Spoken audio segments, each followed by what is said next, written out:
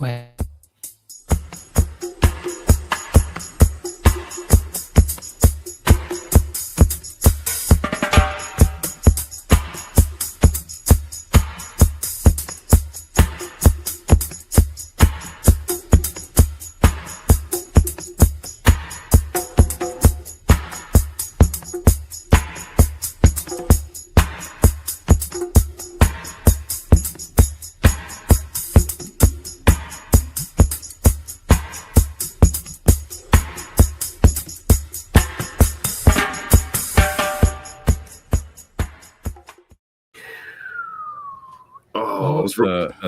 That's a NoFX album.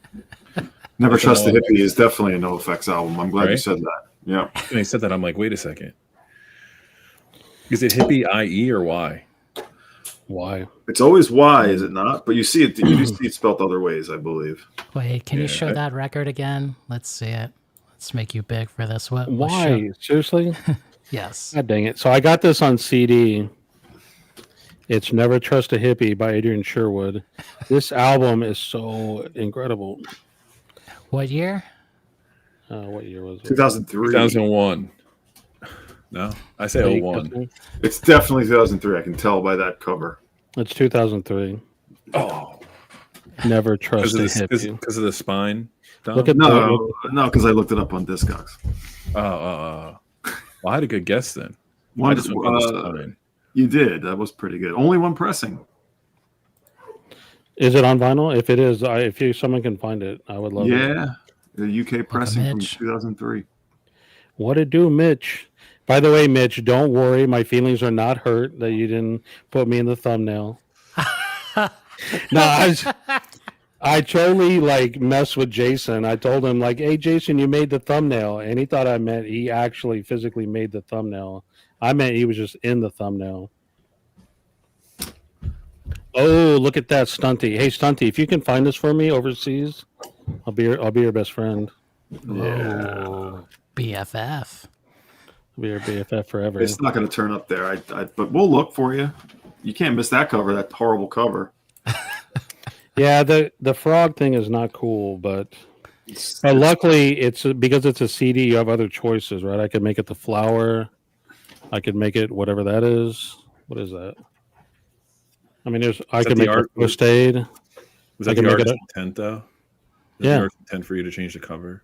Are you sure? I don't know. No, don't mess with the artist intent. You know that. Did you guys not do that back in the day? You would change the cover, put different. Oh, turn inside out? Yeah. Oh, God, no.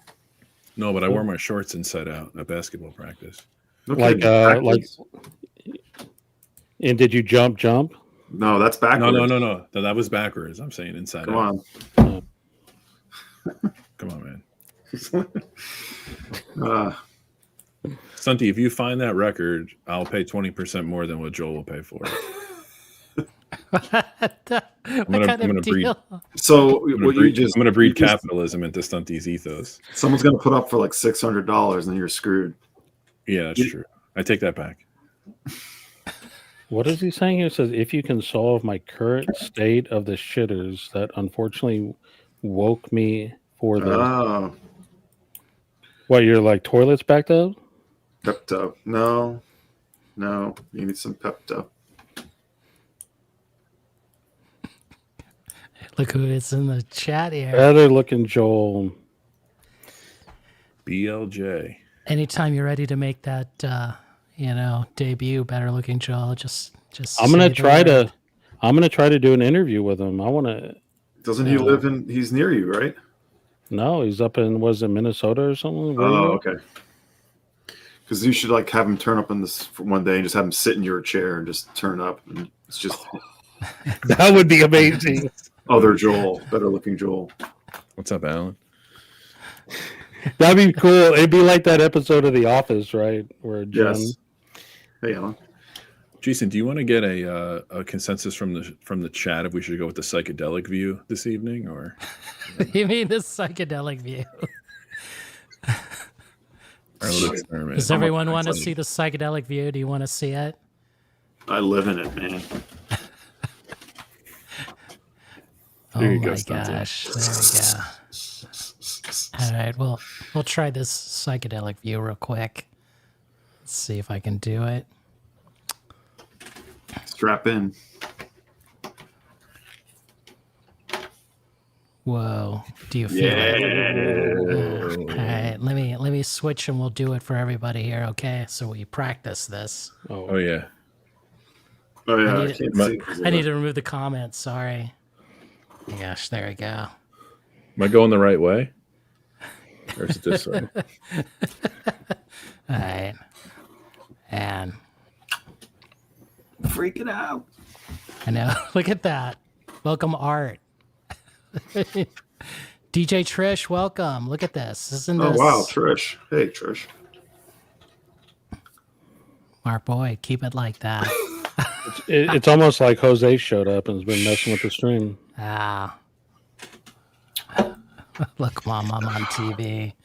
All right, we're going to stop with It's this. messed up, man. I know. That was like wild. That really. Man. What's up, Nate? Yeah, welcome, Nate. Look at this. This is fun. Tom here. There you go. Jeez, it's not like you're at an all-techer show. Come on, Tom. Come on. Whoa, you're kidding me, Donna. Wow. Man. Her howls will live for infamy in the 77 tour. That's for sure. Howls? You mean, I think about her like singing like off-key. Was she as bad as Yoko? I mean, these are like questionable things. I remember when she would like some of the live gigs.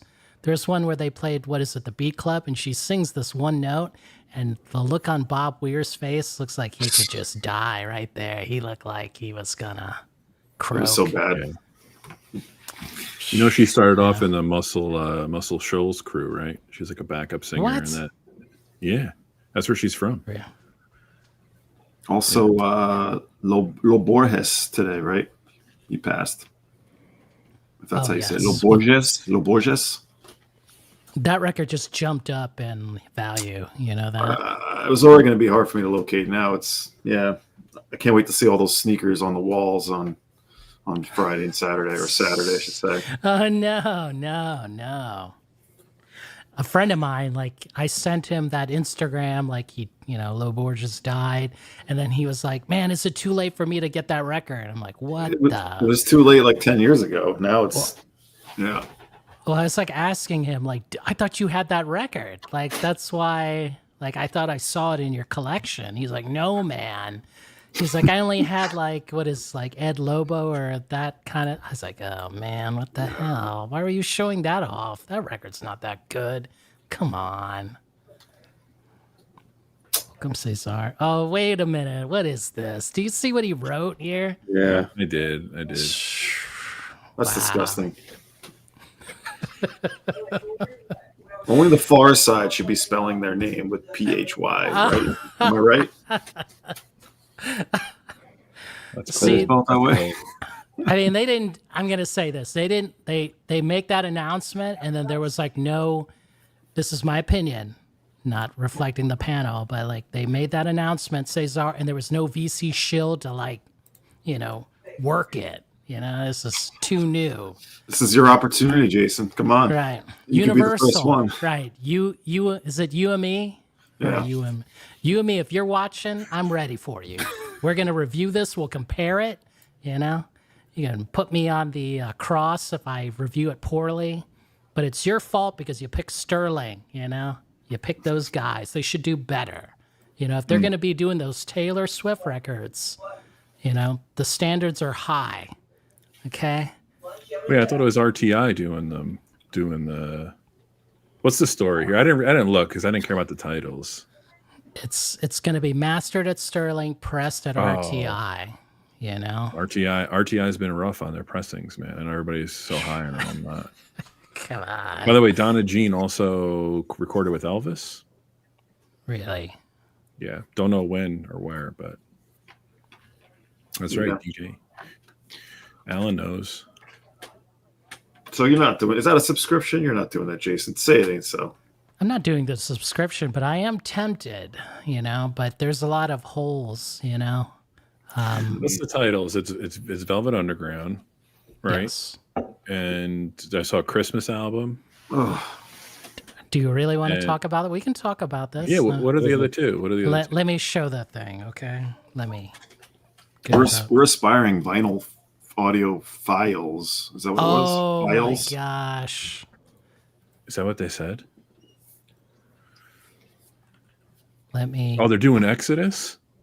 Yeah, you didn't know. No, see, like I had a rough day. See, wait a minute. What's it might what's still the- be a rough day if we're going to keep talking about this. Oof. Oh. Oh, Zynga. All right. So, should we not show it or should we show it? Show it quick. Let's let the people decide. Okay. Let me. Since I I want to know if those tapes from the VU are legit. I thought those were toasted or lost or something. Is it mono or stereo? I don't think it said. It's probably stereo. Oh, they're already selling the test pressings. That's You Discover for you. Very, very clever. Very clever. All right. Do you see this? All right. Here, do you- make it increase the size. They should do the What? Ray Charles Christmas album. That's what they should do. Hit, It's not a bad move by them to put out a Christmas album now. Is that I would better? let it on. Yes. yeah. I saw my Wait, is first that- Christmas ad today. Is it CSNY? Oh my gosh! Look at this. No, I'll pay full price. Yes, please. Yes. All right, What's, go. what's the one next to it? It's the band for some weird Oh, the reason. band. Oh, wow. Okay. Is anyone looking for that? Anyone? Tell me. Just hypnotized you. Of course you are, right? You're a Vinylphyle, right? Do you feel it? Buy Oh, I all feel it. four. You know? Oh, I feel it. Wait, why is this? What the It's hell? the test pressings. Test pressing. Yeah. Sold out already. Shit. What? How much was the test press? 175. Come on. Get the fuck out of here. Oh, That's sold out. Why would they? I guess people. I don't know. Is Somebody's- the test press? Is it a pre-order for the test press? it says pre-order right there. So basically, they're just stuffing pressings with a white label and a test press jacket. Yeah, You know what? let's- No, what they do is when they get selection them of pressed, they pressings. just order like 10 test pressings or whatever, like whatever quantity. I Do you bet know- they made It's 100. Right. Do you know who was doing this? It was like VMP. Yeah. So they took it. They're not real test pressings. It's fucking bullshit. That's Well, you what can I'm make saying. as many test pressings as you want. It just is an earlier pressing at the end of the day. It's essentially a promo. Correct. Yeah, if you go on the Verve Universal Verve site, same company as You Discover, basically, they sell all the test pressings too. Oh, it says sorry, sold out. Damn. Okay. Limited to one. How many do they make? They don't even tell you. No. Oh, wow. Come on, Or people. like a quiz pressing. Oh my gosh. I told you I'm having a rough day. You can edit that out. Coming in hot. It's in stereo. Can you peel it? Oh, Because you that can see it. You can see Obi it right strip here. is horrid. What do you mean? This is like a gold bar here. Give me an Ingroove sticker over that thing. Oh my Wow. gosh. Wow. On the jacket itself?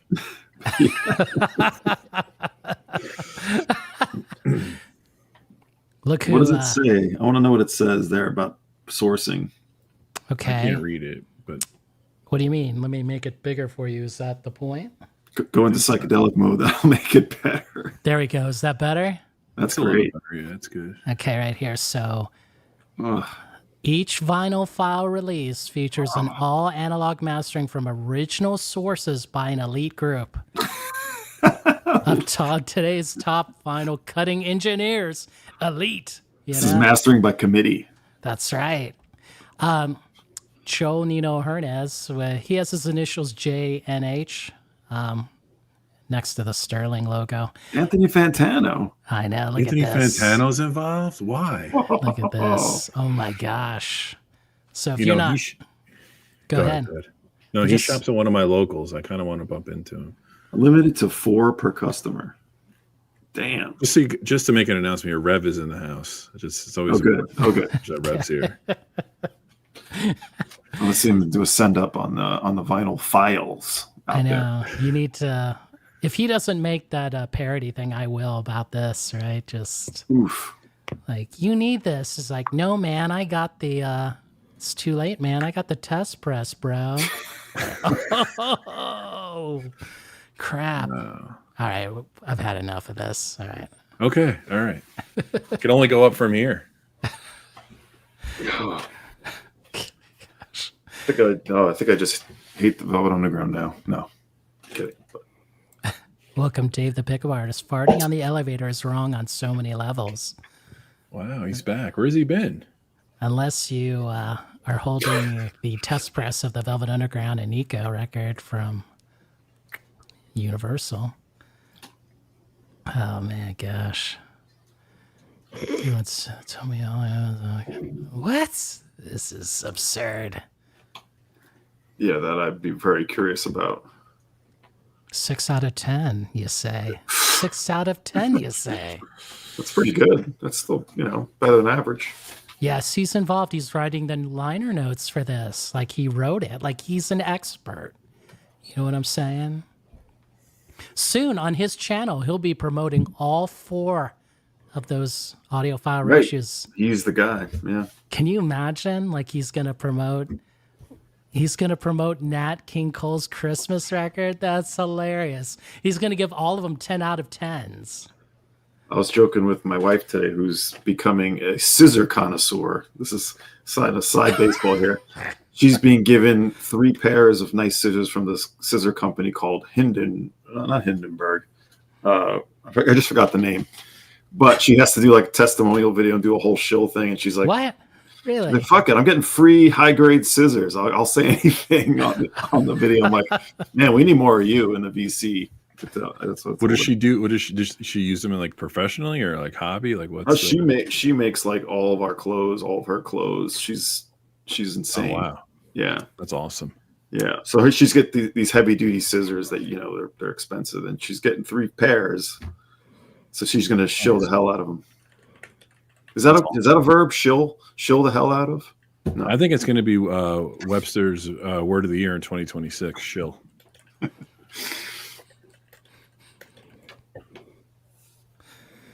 Oh gosh. Well, there you go, Joel. All right, this topic today, Joel, why do we choose? What's the topic, man? Why did we choose it? So I was listening to some music. I was probably in some sort of state of mind, and I sent the guys a message. Just I find it fascinating how different and we're going to take it in different directions. What was that? This comment here. Look at Yeah, this. that's she knows what she signed up. Anyway, I was sort of thinking about wanting to find more information on how certain music got created, like how to word this, how music from different cultures gets created. You know what I mean? Like how, like an album from an artist in, like, let's say Africa, that style of music's not going to be created by an artist that like grew up in America. That's probably not the most eloquent way of wording it, but I was just kind of fascinated to think about, like, it could be like different instrumentation. How do different parts of the world kind of get attached to certain instruments? I don't know. Does that make any sense? I don't know how to eloquently talk about this particular subject. I was just in general just interested in it. I'm also interested in like cross-pollination, right? Like I'm a big Peter Gabriel fan, and I know he incorporated other sounds. Also, like back in the 90s, like I mentioned Nusrat Fateh Ali Khan. I think that's how you pronounce it. Like a lot of American artists were kind of incorporating him into their live shows, and I don't know. It's just a fascinating subject, and it's not something necessarily I know a whole lot about. And I know, and specifically, I know a lot of you listen to music from other parts of the world. So I figured, you guys might have some information to share on this topic. I better go redraw everything here. Yeah, I got to go redraw too. Well, see that when I shared it, then it got twisted about like how does culture affect a record, and that's fine too. That's interesting as well. It's just slightly different than what I was going for initially, but it's an interesting topic as well. It's just interesting to me. Anyway, that's I mean, I have like, so how did social cultural movements sort of affect certain musical happenings and records that were coming out? Okay. and here's the thing. I'm sorry. Go ahead. Sorry, I didn't mean to interrupt. No, it's okay. Who cares? No. Well, this is good because we've all interpreted it differently, but I think we got to get to the core of what culture means. Yes. So I was ready for you, Joel. What does culture mean? Culture? Is the art? This is too highbrow for the VC. I think. I know, right? This is We're why losing people. We're losing people.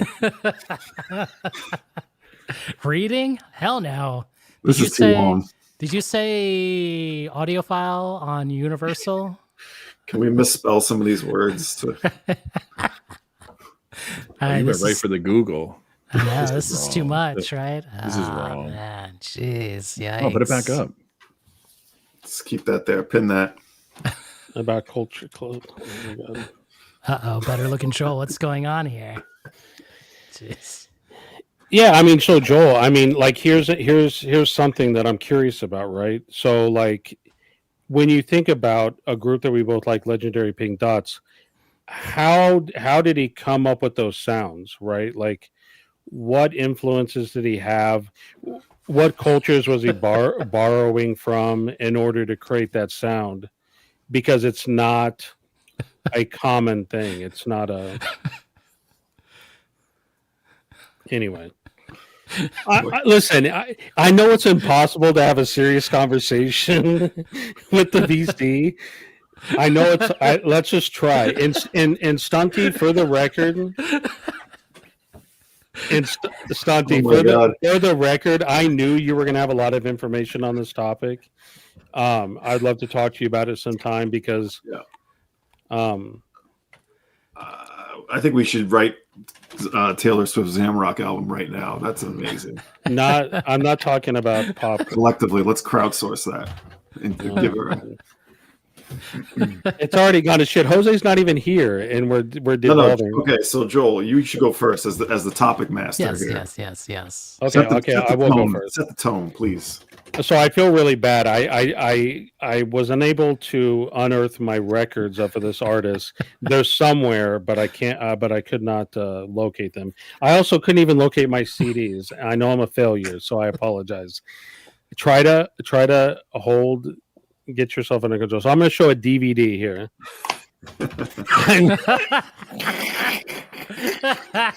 DVD. I wanted to show my records, but I don't know where they're at. I know I have them. I know I have one of them in the store because I was listening to it the other day. But this is odd. I don't know if you guys are familiar with him, but he is commonly referred, like his music, his style is commonly referred to as psychedelic dub. Right, so obviously he incorporates well, he's from the UK. He obviously incorporated a lot of the Jamaican dub sounds, but he took. What was interesting to me when I first heard his music was that he took traditional dub sound. In fact, that's going to be the theme of everything that I show you guys. Are people that took dub and changed it a little bit, right? Like so Odd mixed in some like the sounds themselves were like he used a lot of deep I put some notes down because I knew I was going to get distracted. So there's a lot of deep bass. He used spacey delays. He used echo feedback. These are a lot of the common things that you hear in dub music. But he kind of introduced some dance rhythms. He also used like instrumentation wise, he brought in some of the South Asian and Indian influences he uses, but they're synthesized, right? He's not using like a live sitar. He's using a synthesized sitar and tabla. Musically, like when you listen to it, he introduces the kind of scales and the kind of melodies that you hear in Middle Eastern music. So he took these different disparate styles that were not native to where he lives and he kind of created something new, right? And he's kind of like the leader, kind of when you talk about psychedelic dub.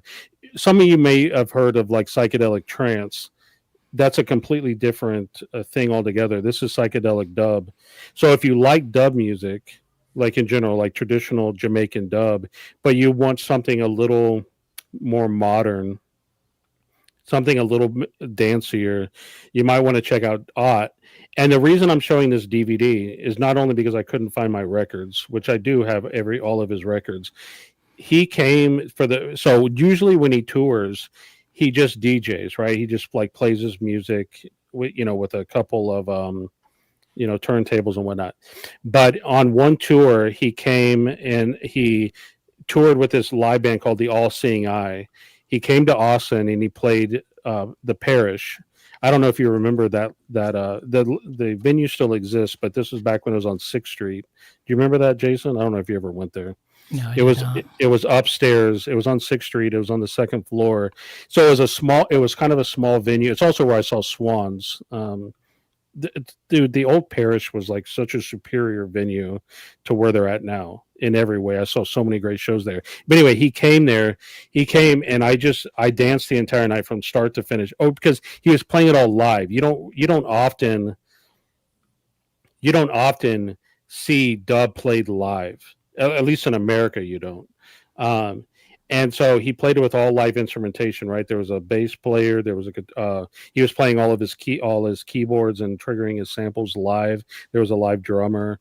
It was just an unreal night. And when they played in Atlanta, they recorded it, and you can find it on YouTube. It's on if you just look up this on YouTube, you can find it. But they also released a DVD. So I don't really need the DVD, but he gave them to me for. Anyway, that's all I got to say about that. But does someone else want to show something, or I can show another one if you guys want to show something else? I'm way off, right? I'll bail you out. I'll try to bail you out. I want to see I got distracted by just talking, and I didn't get a chance to see chat. Stunty said all dub is psychedelic in a way, but like not like that. If you listen to Ott, if you want me to recommend an album, find the Skylon album. I'll put some links in the chat to some YouTube videos, and you can view them at your convenience. That's true, though.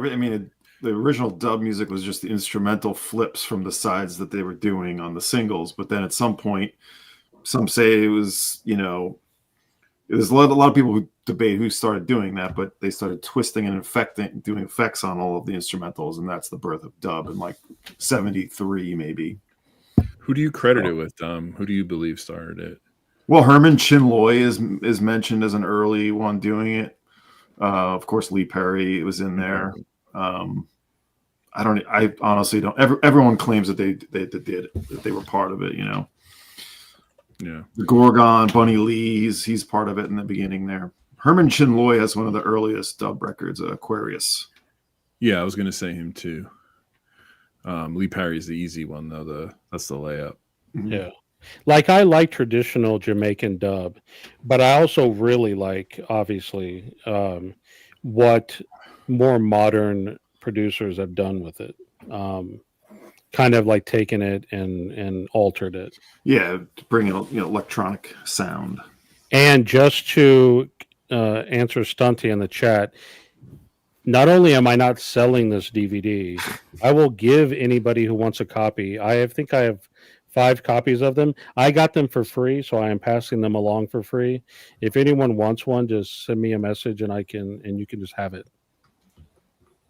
I think I have 5 sealed copies of this. But like I said, you can just view it on YouTube, so you don't need to. Yeah, it's. Should we watch some of it, or should we move on? Let's just do the rest of the stream about Ott. Well, I could just hold on. I could show you my favorite song. Sure. Hold on. Hold on. Let me get you up. Chris, you gotta bail him out though. Come on. Yeah. Look at this. What the hell? So I have 6 albums to show. They're all Fish records, so you're gonna have to deal with it. They got dub in there. So I'm thinking about how culture influences music. So there's 2 records from 2001, both loosely labeled rock records. 2 different areas of the U.S., 2 totally different sounds.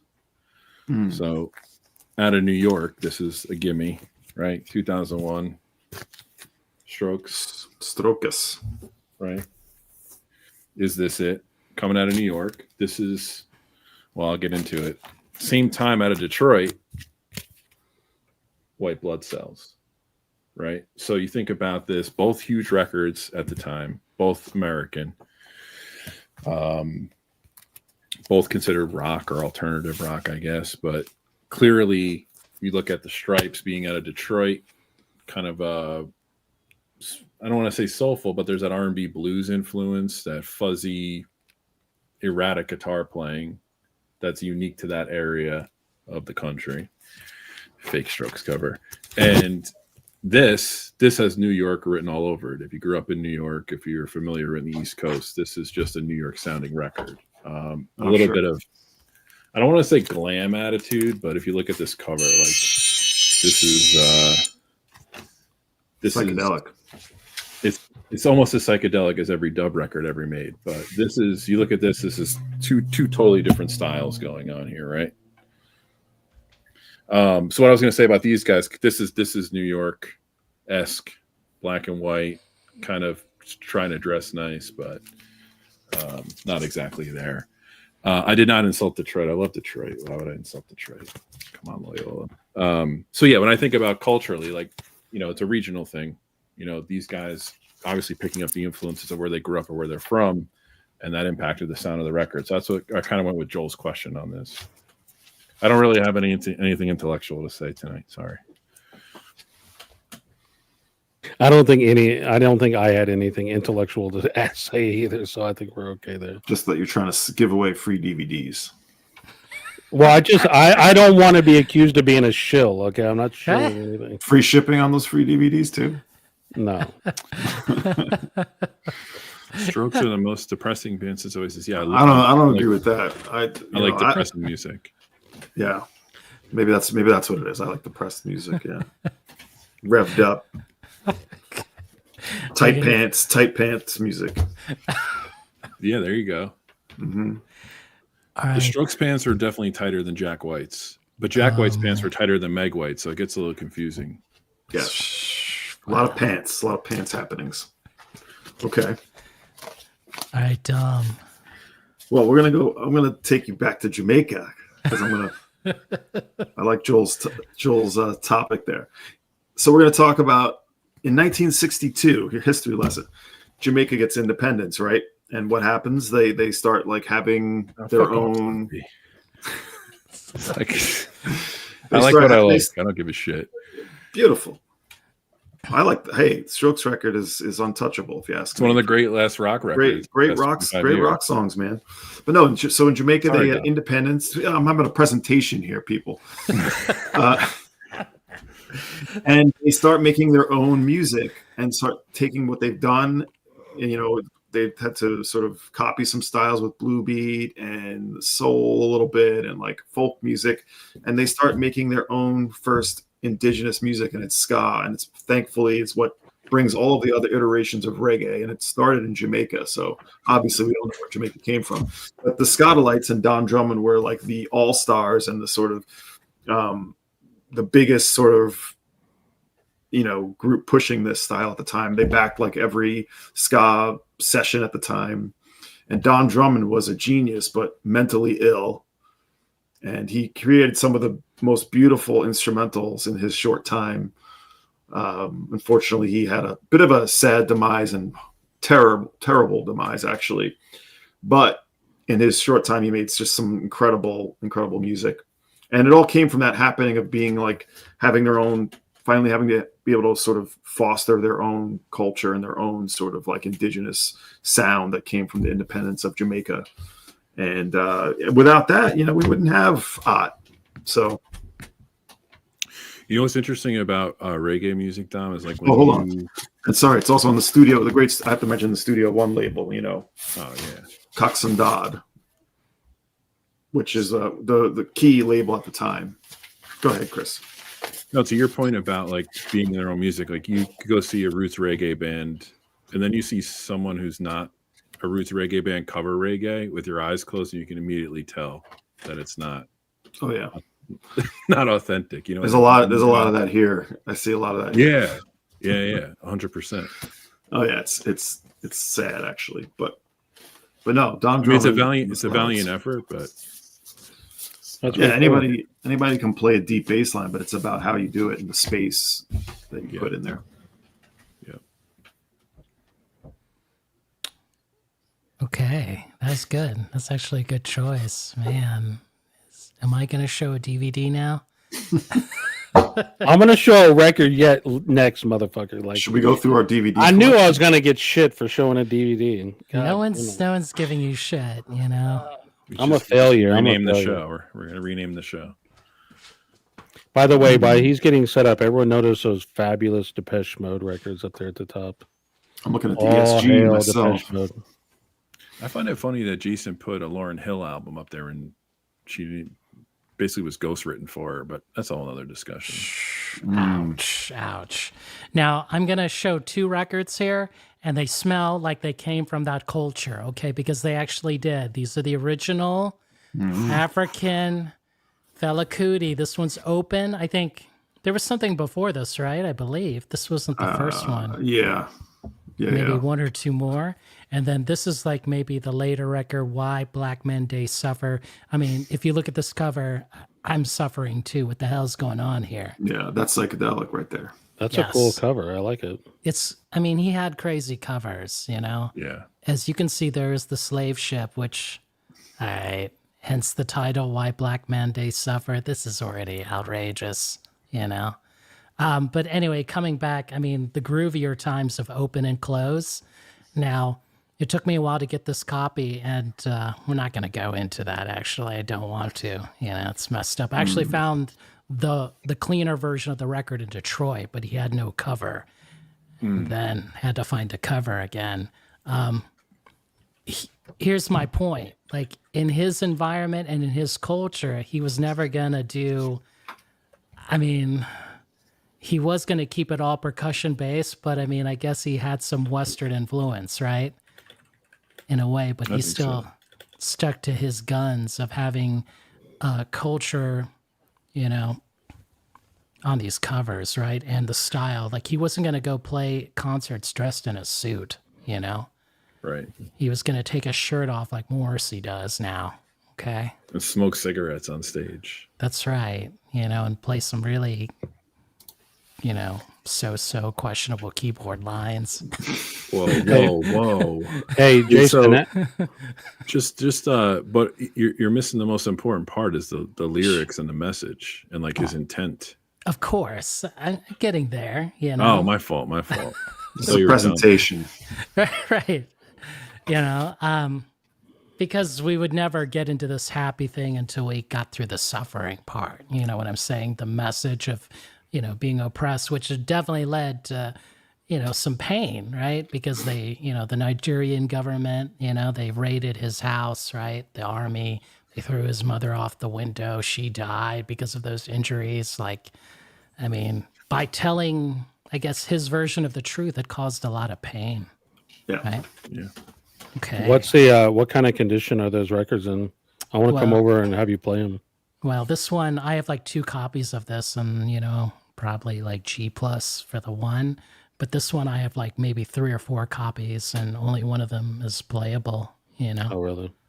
It's too much. I never heard the Black Monday Suffer. I haven't heard that one. Really? Oh, no. I thought I streamed it. I'll stream it. Yeah, for sure. I mean, there's so much Fela I have heard, and there's a bunch I haven't. I have a one of them. My favorite 45. I'll have to pull it out. I have. Otherwise, I'm very lacking on African Felas. Well, when you come to Texas, we'll be playing Felas. I've got a bunch. That kind of music is very James Brown like. You you cannot stop buying one, you know? So Yeah. Yeah. a friend of mine, he would play another. I'm like, I don't have that. He's like, yeah, because it's off this one, you know? And I'm like, no, I can't. I really can't buy anymore. This is awful, you know? Funkier than James Brown. Oh yeah. Who Are You? Who Are You is like my favorite song by him. Cool. All right, chill. Fela's So- The next is I kind of worked on a theme here because it's the one thing I could really think about, and it is going back to right here, Adrian Sherwood. So this is the first Adrian Sherwood, but I'm not going to just start with Adrian. So Adrian Sherwood, I'm just going to briefly talk about him. I know a lot of you guys already know about him. He's one of the most influential figures in modern dub. He owns the On You Sound record label. But in contrast to Ott, where Ott went to like a psychedelic, he went to psychedelic melodies and a more of a dance, like a dance club realm. Adrian kind of stuck with more of traditional dub sounds, but he created a new, what I consider is a new philosophy, right? Because if you listen to all of the records on You Sound, everything that he's produced, he works with traditional dub artists, but he instills his own production quality, right? So he's got the bass driven minimalism, but he also uses his mix as an instrument. That's kind of like what he's kind of known for. This is one of my favorite artists right here. And let me see if I can show it here. This is African Head Charge. I have a lot of their records here. I can show you several of them. What's that first one you showed? I don't have that one. This one is a newer one. I think this is actually a brand new album. I mean, it's new in the sense of it's not like it wasn't the reissue. Yeah. Not from the 80s or anything. Yeah, it's called A Trip to Bolgatanga. And the album, the artwork is weird, right? But this album is fucking incredible. In fact, the new, like, I like it when On You Sound reissues some of the old stuff, but their new albums, like you see back behind me, I got a Creation Rebel showing it. Creation Rebel released a brand new album. It's incredible. The Starship Africa is insane. It's insanely amazing. Yeah.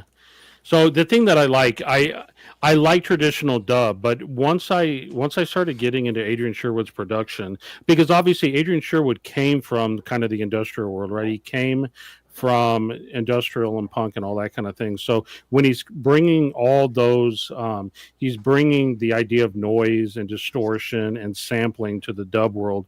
He's bringing something new, right? And he did that a lot long before other artists were doing that. So, and he also introduced, and because he works with more traditional artists, you know, he's also incorporating their sounds, like their cultures. You know, you got the African, the Caribbean, rhythmic influences with Prince Farai and Bim Sherman, and of course, Bam, African Head Charge. I cannot recommend this album enough. Yeah, Songs of Praise, right here. Yeah. Awesome. Just like, honestly, I spend a good deal of time just exploring all this music because I didn't know this music before. I always knew Adrian Sherwood from his industrial days. So when I first got this album right here, Never Trust a Hippie, I thought it was going to be some kind of industrial album or something like that. And when I put it on, obviously it's not. It's just it's a straight up dub album, and it's absolutely insane. It took me a couple of listens to kind of acclimate to it, but once I did, I was like, I want more of this. So yeah, that's all I got on that one. Chris, you got something? This one's for High Rand District.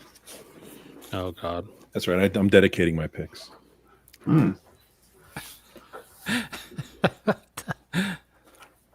It's 1990. I'm way too young to understand what's going on. It's New York, and these two records, although from the same city, completely influenced by different cultures. Public Enemy, Fear of a Black Planet.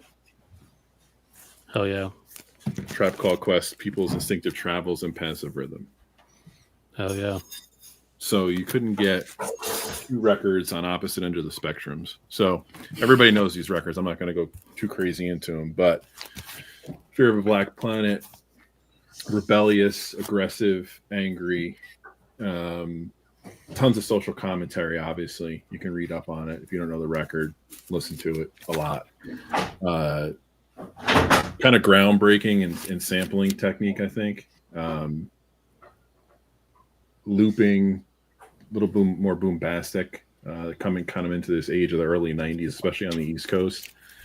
But it's to me just shocking how completely influential both of these records are, yet on completely opposite ends of the spectrum, and obviously both being from New York. Now, Tribe Called Quest, this first record, this is more of like this hip-hop, hippie, I don't want to say not rebellious, but a little bit more social conscious on a different end of the spectrum. Musically, completely different. Where Public Enemy is maybe more rock and funk driven on the sampling. Tropical Quest, obviously, more jazz, more not neo soul, more soulful, 70s soul sampling than anything. So when you talk about the culture, you know, Tribe Called Quest, obviously a bunch of art students. They were part of the native tongue group.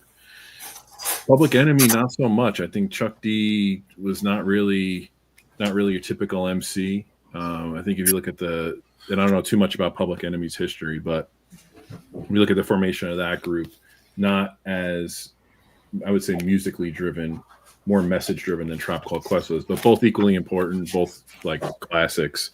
And it's crazy to me they came out in the same year, same region of the world, just different backgrounds of the people that produced them and recorded them. So yeah, that's it.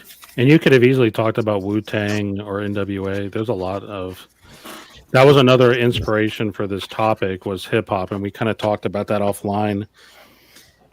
You know, like there's a lot of people didn't realize like hip hop's surgence in the 90s, like the reason it got really popular is just because of how musically complex and musically diverse it is. And anyway. Yeah, I just picked them on purpose because they're both those choices were from the same year, right? And I thought that was really interesting that, especially the Tribe and Public Enemy, basically 10 miles from one another when they recorded it, right?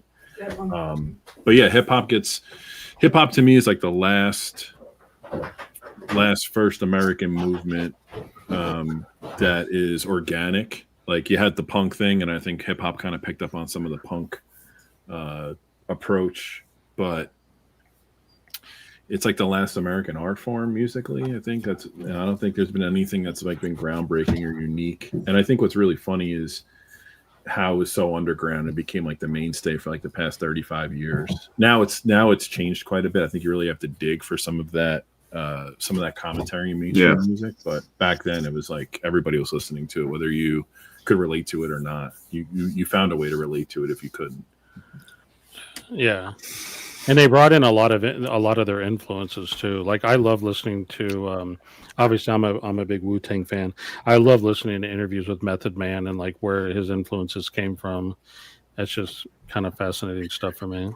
So that's the thing about hip hop too, is that people think that if you're a hip hop head, or hip hop artist, you're only into hip hop. But if you listen to some of those commentaries that Method Man made, I think he was talking about how he wrote Method Man.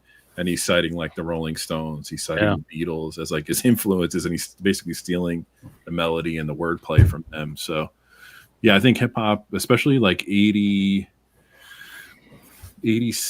to like 96. I know it's a pretty broad run for any kind of musical category, but that stuff is extremely musical and extremely influential. So, yeah, how do you feel about De La Soul? Yeah, I mean, I was going to choose 3 Feet High and Rising, but I couldn't find like a comparison album in the same year that I had. But yeah, De La, Tribe. I was going to do Diggable Planets too. Like that, those are 3 different. It's hip hop, but it's 3 different approaches musically and lyrically that are all very distinct, and it's based upon, I guess, their upbringing or their cultural and musical influences. So, yeah, and while it's a little later, Brand Nubian. I was going to talk about them too. I almost busted out one of them. Yeah, Black Moon, Brand Nubian, Camp Low, that whole like the pre-backpack scene, very, very influential. Is that your favorite De La Soul, Chris? Or are you like Low End Theory? Low End Theory is Oh, sorry, Tribe. Yeah. no, that's fine. Like Low End Theory's probably top 3 or 5 albums for me ever. Like that's an album. Like when you talk about albums that changed my life when I heard it, like I was like, they're like my Beatles. Tribe. Like, Yeah. not even close.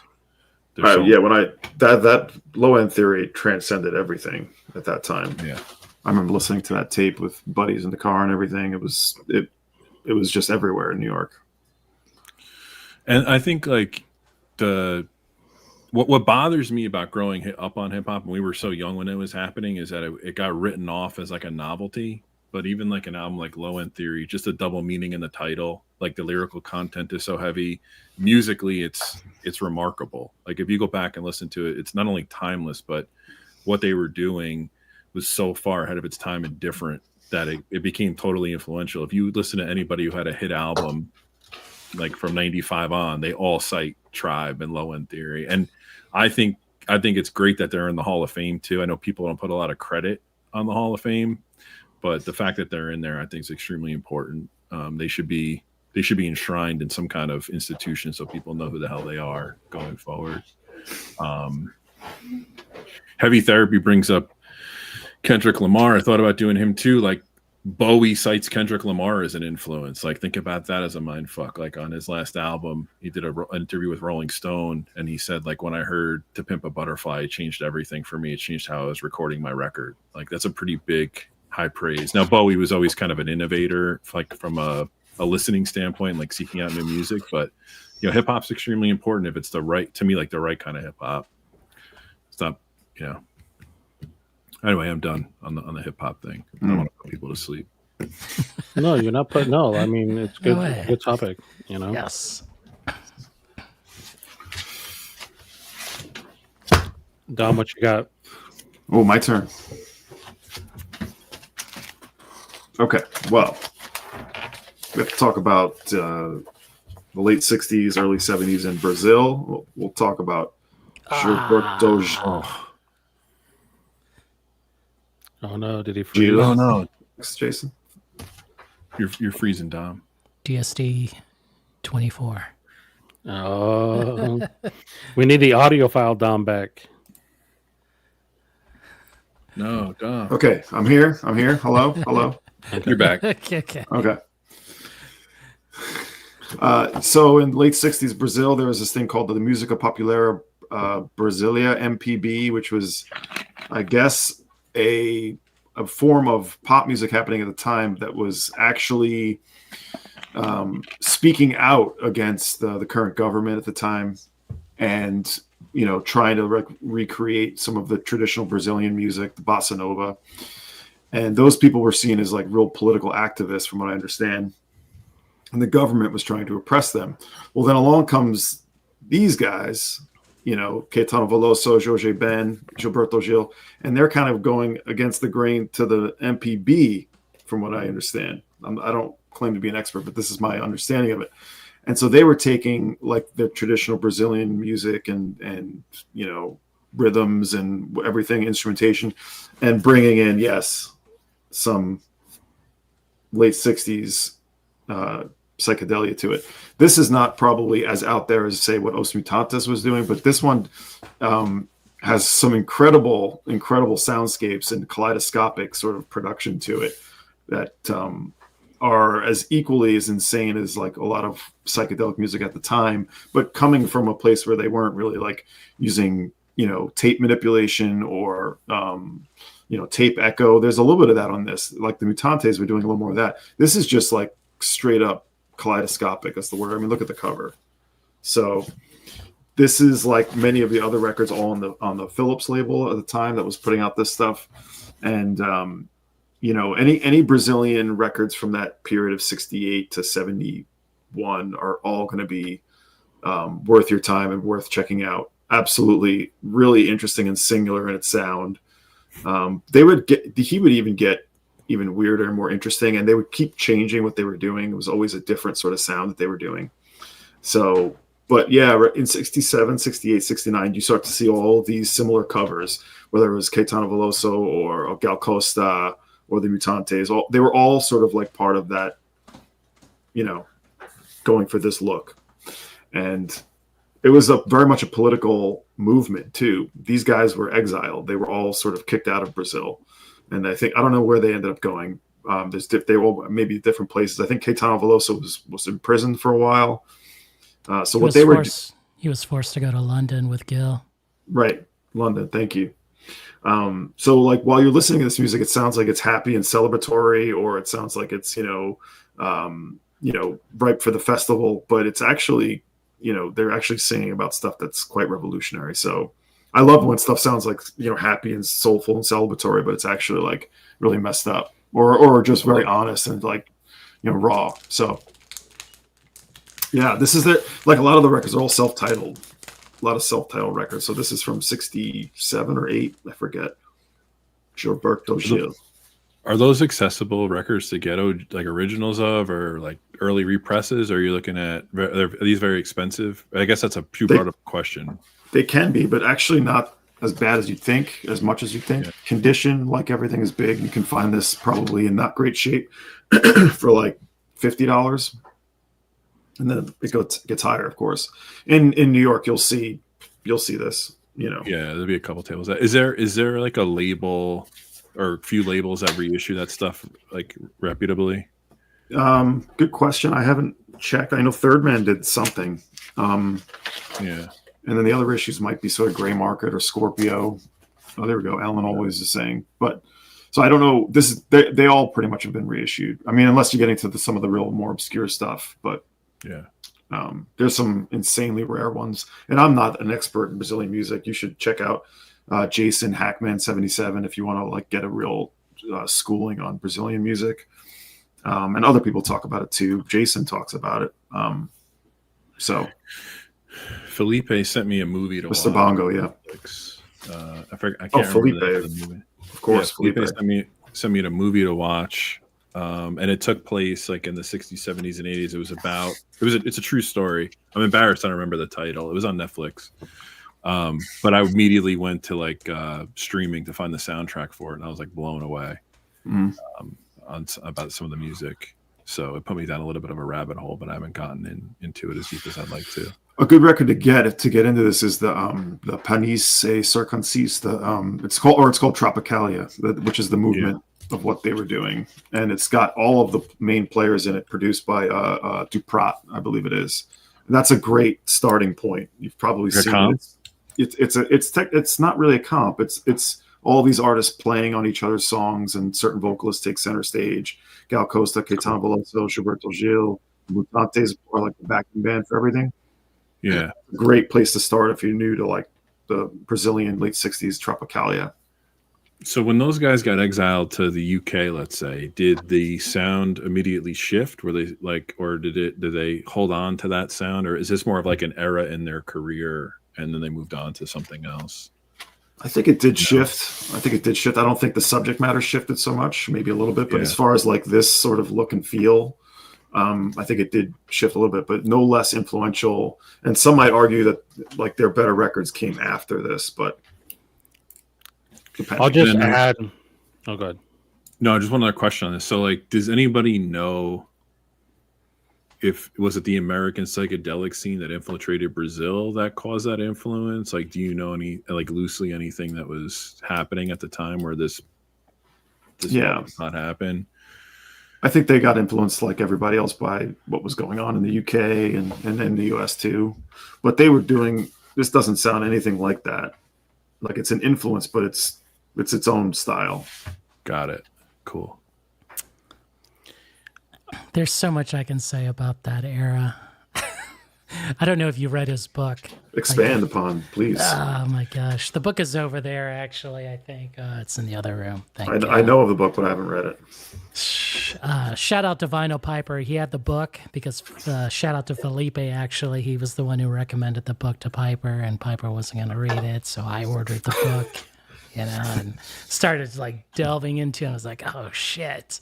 It's like, yeah, this book's like really long and the text is really small and this is going to be a tough, But the whole thing is like they had that Western influence, Groove Seeker, which most of that at that time the Brazilians thought it was a cop out, Like So, a pop sellout, you mean? yeah, they did not appreciate that Western influence on their music. But Dom is right. Like they kind of created something new, right? And it wasn't really accepted. So now it seems, what do you call it? Hilarious, a little bit irony. But now that they are the most popular, musical influences in Brazil now, than they were back then, right? So so in other words, like you're saying that movement replaced what people associate Brazilian music with? For the It most never part, did. or- It never did. But I Yeah. mean, I think it's sort of like the legend of like them being outlaws, right? And then they won because they were fighting against an oppressive government. That was the underlying thing, So we're seeing kind of a theme here in some of these records that we're choosing. Oppressive institutions breed great music, Yes. right? Fear of a Black Planet, Fela, this Brazilian movement. That's a huge factor that tends to get ignored sometimes. Yes. The record that I'm going to show, let me make sure I get the year right here. Is it going to be 76. in the same vein? Because I want to say one quick thing about what Go ahead. Dom Go ahead. talked Oh about. yeah, go ahead. So Go the music that Don like that the Gilberto, that music also influenced a group that I discovered like when I was a little bit younger, that inspired me to go back, which was Thievery Corporation, right?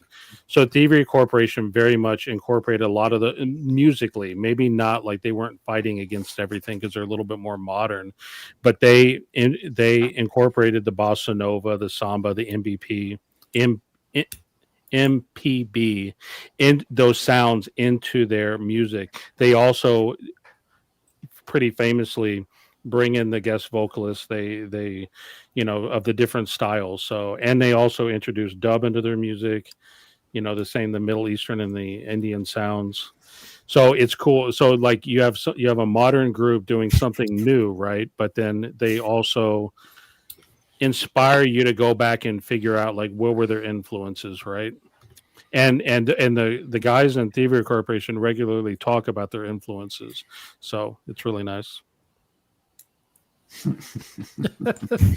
And and another reason why it's relevant is if Arnaldo's watching, you don't have to refer to Thievery Corporation as like Moby, Oh, it lives on. It lives on. or not like Moby. You can kind of get a sense. Industrial music, right? I was going to show this, and I don't have to.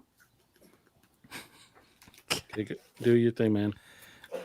All right, I'm going to show this record from 1976. I know I've showed it before and played it.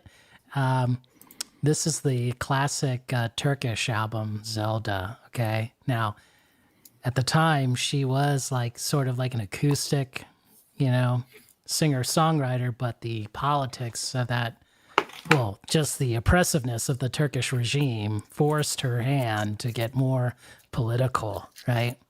And in a way, more political and more musical, right? So this is a very misleading record with this cover, right? I mean, I think she's in the studio playing, but the lyrics and everything behind this record's a monster, It's a monster, yeah. I mean, it has like a lot of psychedelic influences, which definitely affect the mood of the record. And you wouldn't be able to tell that until you played the damn record, I know, I wish I could show this. I can't. Let me see if I can. It's in Turkish, but these things right here are very like political, like describing that nightmare that they were experiencing. Of course, it doesn't show from like the cover, Yeah. Yeah, it's not folk music. Yes. I think it's like similar to like what the Brazilians were experiencing in the 60s, but at this time, this was like mid 70s in Turkey, which is crazy. This is my show. I didn't have this hooked up. Maybe I play it later. It's Oh, it's intense. so good. It's so massive sounding. It's really. Do you know? I can't believe this thing is very rare. You know, it Is it? became that way. Like there is the reissue, but I don't think she approved the reissue. They kind of just put it out. Finders keepers. I had that, but yeah, no longer. The thing is so fascinating about like the psychedelic influence, like late 60s into the 70s, is that it was just and not to kind of play on the stream title, it was just in the culture. And then like when people try to be psychedelic now and they manufacture it, it just doesn't hit the same. Right. I think about like that Bill Fay record, Rojas, like that's a psychedelic record. And it's actually a pretty minimal record. There's not a lot of crazy production on it. It's just what was ingrained in them from a playing and writing perspective. It's kind of a trip. I could speak for a second about high rent. This may not be exactly what you're talking about because in the U.S., because he mentioned before, or when are we going to talk about U.S. Artists or American artists? The reality is, like when we talk about fundamentalism or crushing artistic expression, we're really lucky in America that no matter how bad things get, it's never as bad as like what they experienced in these other countries, right? But when I think about artists that were speaking out against that kind of stuff, you know, obviously I'm going to think about the punk scene. I'm going to think about Fugazi, everything that was happening with Discord. I'm going to think about bands like Bikini Kill and what they did when they were singing about feminist topics. And that there was like a whole scene in that. There's also the, when we talk about gay rights, right? Like it doesn't really get talked about a whole lot these days because we've kind of evolved a little bit. You know, there's a whole queer music kind of revolution that was happening in the 90s, you know, with labels like Chainsaw Records, Kill Rock Stars. Even Kay got in on it a little bit. So that's them speaking out and making music and speaking out against their what they perceived as being oppression. And I have a lot of music like that. I could bring a whole bunch. I brought this out. I don't have time to go dig out the vinyl, but this is The Need, one of my favorite groups. This was on Chainsaw, one of my favorite labels. If you've never heard The Need before, they're one of the more unique groups from those days. Yeah. So when you talk about culture, they're very much influenced by. But they were both influenced by the feminist culture, but also the queer culture. Because a lot of people that are young don't realize, like in the 90s, when they would come out, like it happened in the film industry. Right, you have movies like All Over Me, and I don't know. There's a few others. It's been a while since to remember all of them. But in the music scene, there was a lot of stuff going on with like bands like Team Dresch, Sleater-Kinney, etc. So even me being a straight white male, I mean, this was some of my first exposures to something that was different than myself, right? Because the places that I grew up, you know, I didn't have a lot of, you know, there's still a lot of segregation in neighborhoods and certain places where I lived in, right? So like, you know, when you're in a mostly white school and you're listening to hip hop, it's not the same thing as like what Chris might have experienced in New York, right? Like, I don't know what the culture was like in the area you lived in, but like here, you know, it's weird seeing a bunch of like mostly white teenagers talk about Tupac and stuff. Like, you know, that they can't really relate to the music, right? So we're listening to it from a music standpoint, but not necessarily from a culture or lyrical standpoint. You can't really relate to it.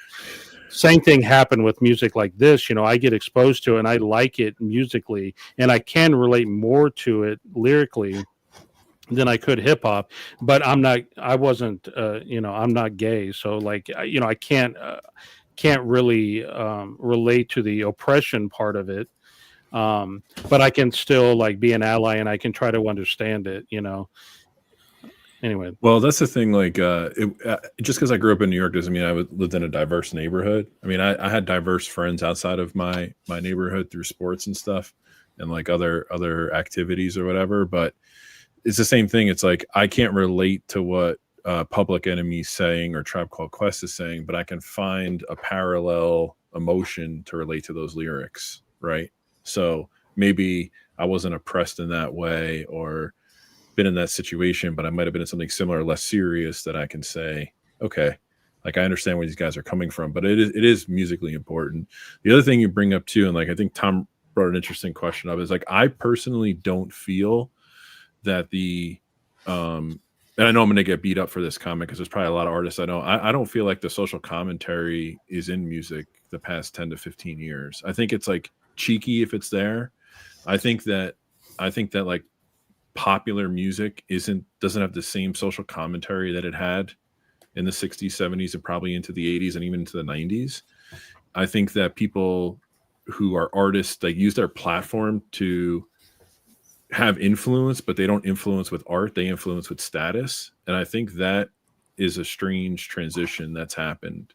yeah. Where, you know, like, just to bring up, like, let's just bring up a massive artist like Taylor Swift. Like, her music isn't political. She's not raising any kind of like awareness. And I don't think she should be required to. Don't get me wrong. I'm not saying like that's what her job is, but she clearly has political influence or cultural influence in different ways that don't come through the music. And I think like there's some kind of transition where it almost seems like disingenuous to me that you live your life as an artist and like you don't use the music as a vehicle. I think there's something amazing about that. You know, look at the folk movement, look at obviously like civil rights movement.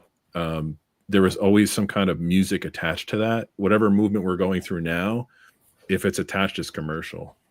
Well, the thing with Taylor Swift is, right, she started making music when she was really young. So she didn't really, like, did she really have an opportunity to go through experiences in life where she might be oppressed and could speak about those kind of things? Like, that just wasn't her experience. So it would come off as dishonest if she were to sing about like something like that, right? She's singing about stuff that she understands, which is like whatever relationship shit she's going through or whatever.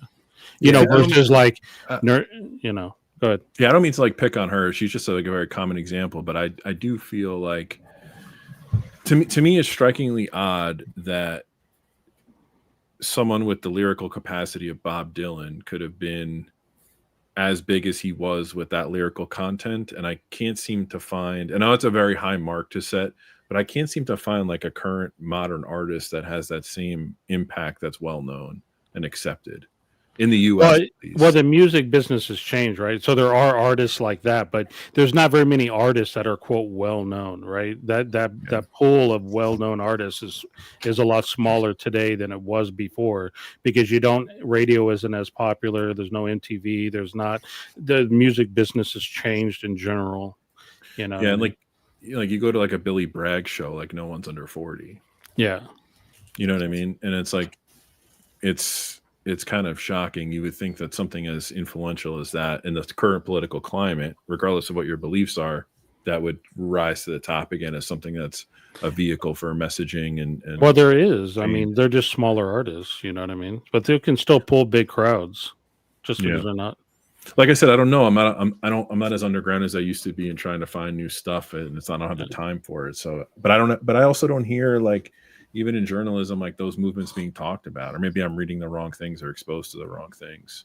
I just feel like there's a lack of commentary that used to be just kind of in the vein of popular music that doesn't exist. So here's the thing: like you look at a group like Idols, Fontaines DC. These guys, Idols, are like, that is, to me, that's the revolutionary, speaking out, trying to change things kind of band that's happening right now. Someone else mentioned Kneecap. That's another one. But Idols, to me, you don't watch Idols without understanding their ideology. They make rowdy music. Lyrically, they talk about tough subjects. They also are not afraid to talk about, like, you know, lyrical content that's a little bit more vulnerable. Like when you look at shit, I'm gonna totally draw a blank on this thing. Let me get it. Chasing Records mentioned Radiohead, which I agree with that comment wholeheartedly. But I think their intellectualism is so lost on their later albums that people can't really wrap their head around it, especially like younger generations. So Stevie mentioned the two Viagra Boys. It's in the punk movement, or what is being kind of I don't know. It's not the same thing as punk in the 90s or the 80s, but Joe Talbot is the singer from Idols. So he's very outspoken. You watch a interview with him. Yeah, Breakfast King mentioned Sleaford Mods. That's another one. So that's the music that's more political now.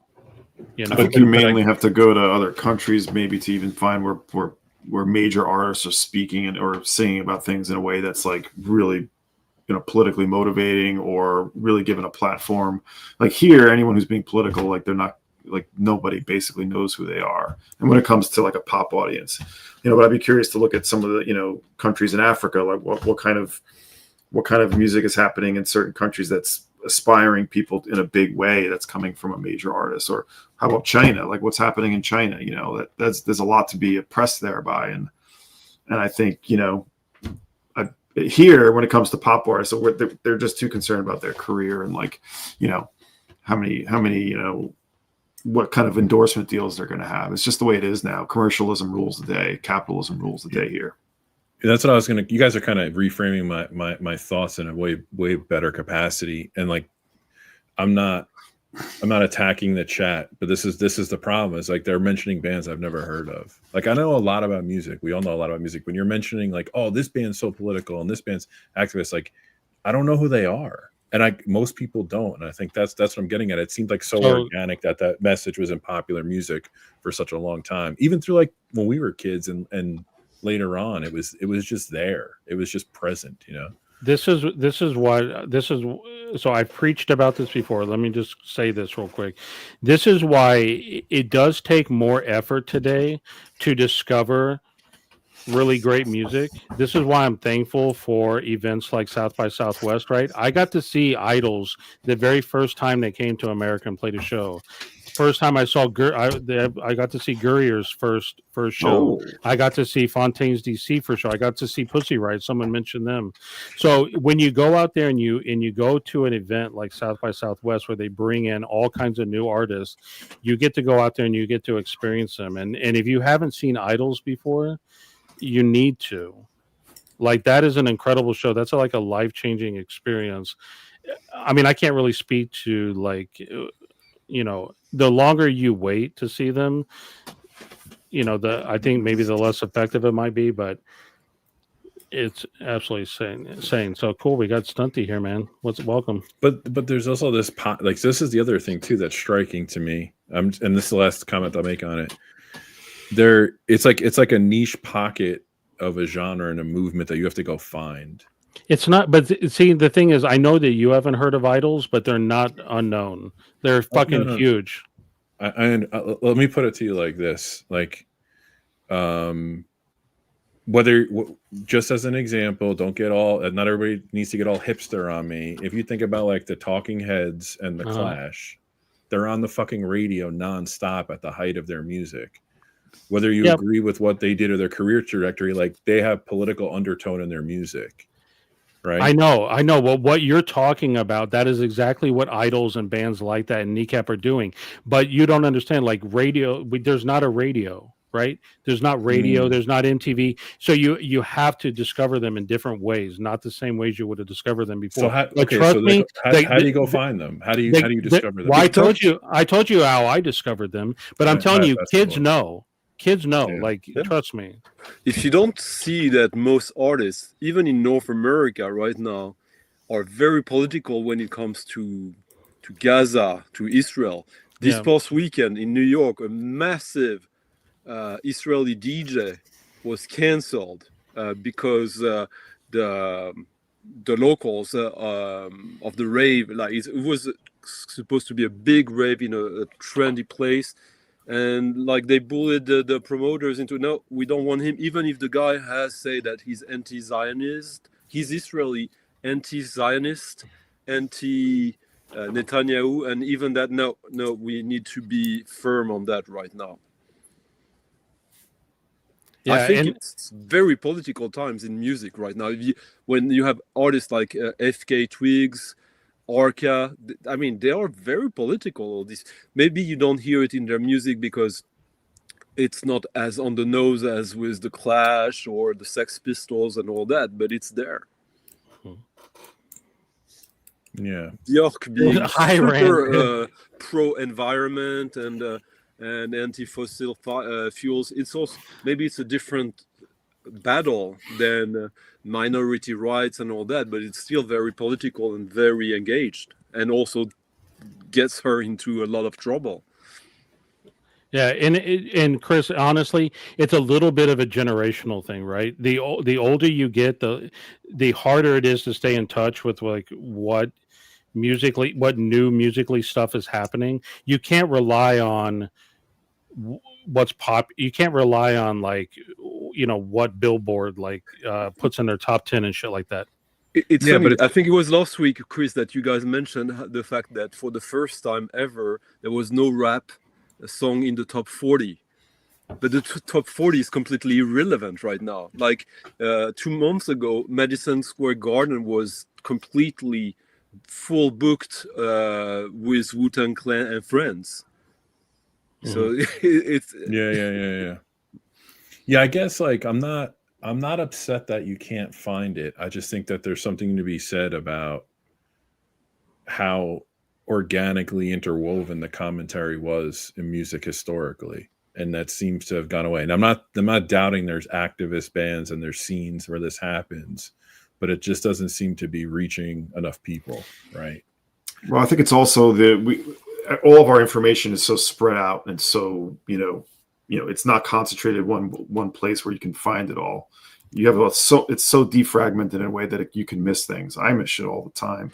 That's just the way it is. You're gonna miss things. So yeah, you have to go out there and look for it. You know what I mean?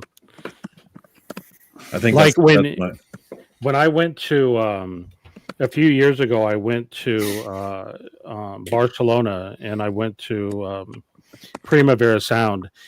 When Idols went on, literally everyone was there. Like you should have seen the crowd. Like if you saw the ACL crowd for Chapel Rowan, like that's what it was like for Idols there. You know what I mean? So I'm just telling you, like it's surprising to me. And someone in chat keeps mentioning Tyler Childers.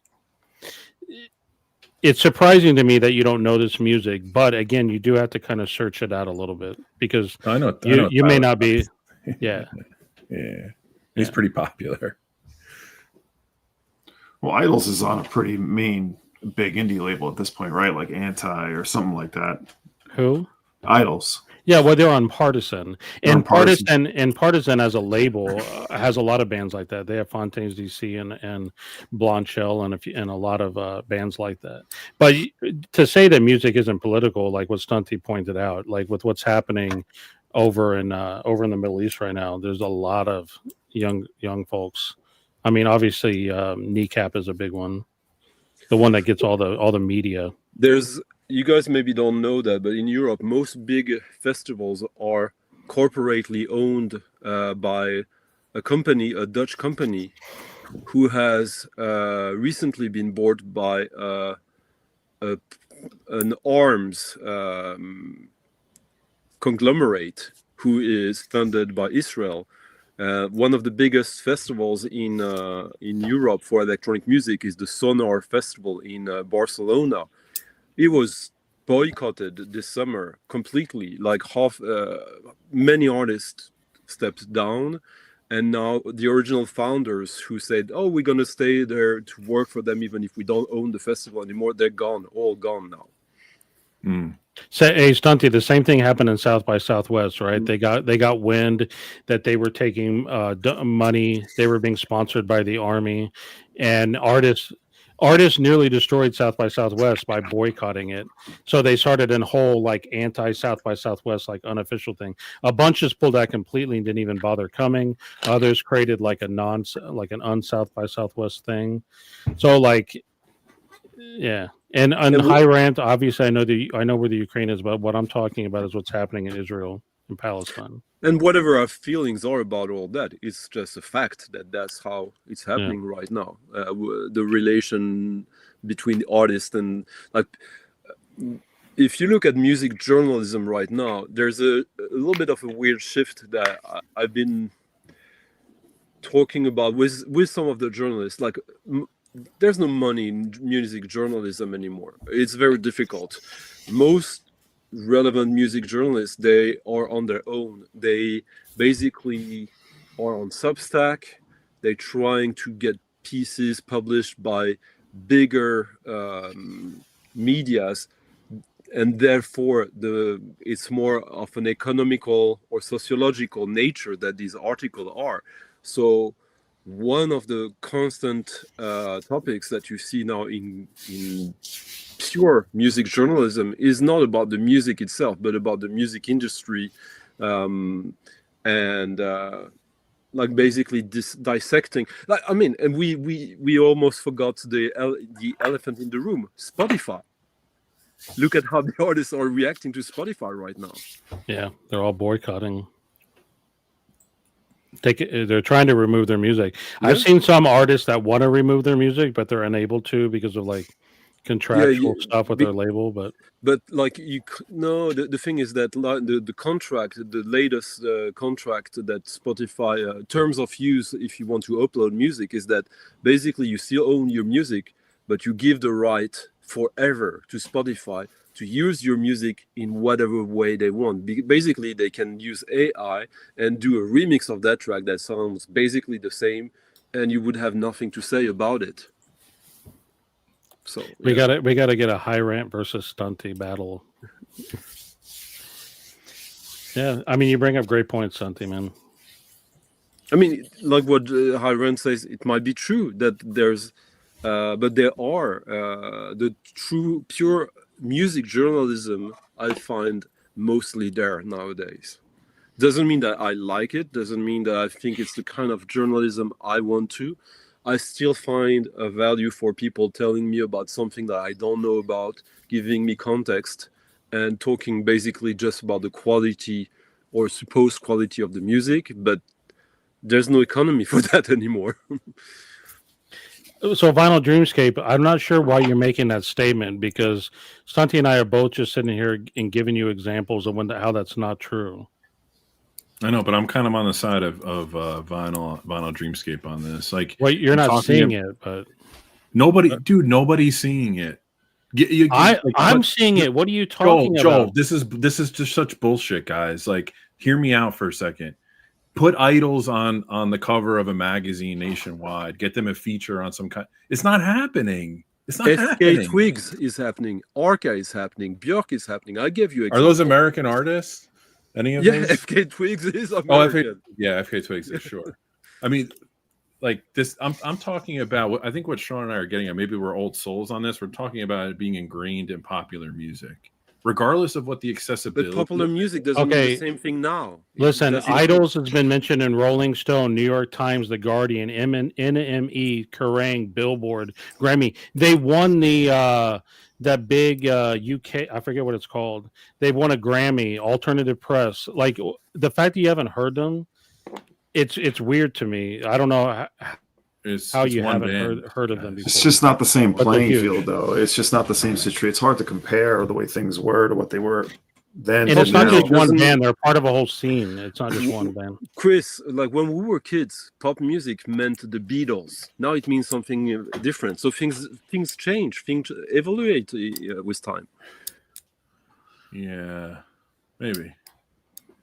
I know what you mean, Chris, but I think it's just different now. It's hard to have the same conversation about, you know, what major musicians are doing and saying then what they're doing now. Like, plus the fact that you mentioned that they're American, the world of culture is 100% globalized nowadays, at least in the Western world.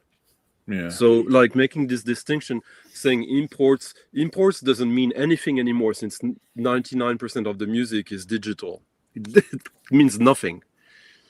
I guess I'm attacking American culture in a way, right? Because I'm saying, like, the scene, what the commentary and the influence of what once was hasn't been in a long time in like where I live. Like there's just not, it's just not as Well, I don't want to get political, but it's like we're kind of like a lame country. Like we really are. Like we can talk about all these underground scenes and it's underground and like, oh, it's there. You got to dig for it. Like you shouldn't have to dig for revolutionary art. Yeah, but like that's the point I'm making. If it's You so have to dig for everything. no, What is underground is a false paradigm. It's a paradigm of the past. Now is it relevant or not? And how do you measure relevant? It's a little more difficult than popular. No, I understand. I And you guess might miss it. You might miss the whole thing if you're not paying attention. Like Or if some you people hadn't don't watch Mazzy, you wouldn't know about the Viagra Boys. So get out of here. What the hell? I mean, say it again. if you didn't watch Mazzy, you wouldn't even know about the Viagra Boys. So it was just lucky. That, Come on. I think that there were more influential times. The fact that it's everything is so accessible now, it should have more of an impact than it ever had before. I don't care how much. well, information coming to that's you. what you wish for, because Yeah, we want to reproduce models of the past. But the reality, whatever we think about it, it doesn't work like that anymore. It's not because something is impactful. And now it doesn't work. Period. No, Yep. I agree. What Stunty just said is exactly right. But things could change, right? Like right now, the music business is milking the whole Taylor Swift and all that kind of shit right now. At some point, that'll die and something else will come up. And you could see another band like a Nirvana or something come in and introduce a more political, if they can figure out how to make money off it, then that's what you'll see. That's what will get propped up. That's but why what was so nice about Nirvana was like, sure, they were making money off of it, but that didn't change anything about what they were doing. What did change though is that when you had these big artists that were massively popular in the 80s and 90s, now you have artists that are maybe much less known, but because of the new economic models are making way more money now by themselves than they would have done in the 80s or 90s. So they don't care about trying to break the glass ceiling of TV mainstream. They don't care. They don't need that. They're making more money now than they would have back then, because they don't remember that. Like when you were releasing a CD on Univer or whatever big label in the 90s, the artist was making 9 cents on it. 9 cents, 11 sometimes, 13 if they had a good contract. Prince was making 19 cents. Like, I mean, seriously, like now they sell digital. They don't even need to produce the record. They sell vinyl records or CDs on their Bandcamp or whatever. They've like Taylor Swift. Does she need a major label?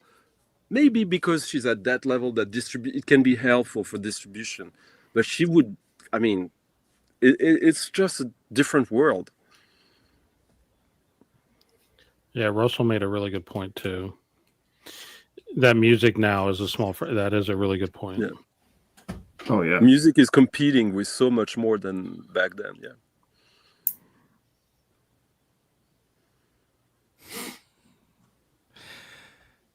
Anyway, that was a lively discussion. Listen, I'm telling you right now, Chris, every time you send me a fish video, I'm going to send you a video, like an Idols video or Fun Things You See video. I'm going to send you fish versus idols. But none of that was an attack on Chris or anything. It's a discussion. No, I'm coming from a standpoint of being disappointed in my society. I don't think plenty. That's what you get when you're a fan of when you support the Strokes. I understand, but like I don't think we're living up to what can be culturally significant. I think that we're a shell of what we were as an artistic culture. I'm not talking about anything else. That's all. Yeah. Like when I look at what's popular versus what used to be popular and the messaging and the influence, and you could chalk it up to like it's not a level playing field. Like that's fine, but the cream always rises to the top, so I can't really. When you guys, I'm asking you, the four of you, and even in the chat, when you were like teenagers and music was part of your self-defining identity, did you care about stuff that was popular, or did you care about stuff that was relevant? Yeah, I mean, listen, I was listening to Fugazi and Flipper. No, I was just talking about this, I think, with Stevie in the store the other day. When I was in middle school, there was a kid that came to my school. He was kind of a new kid, and he came to school wearing a leather jacket and like kind of not cowboy boots, like black biker boots. And we're in middle school, right? So he looked different than everybody else, but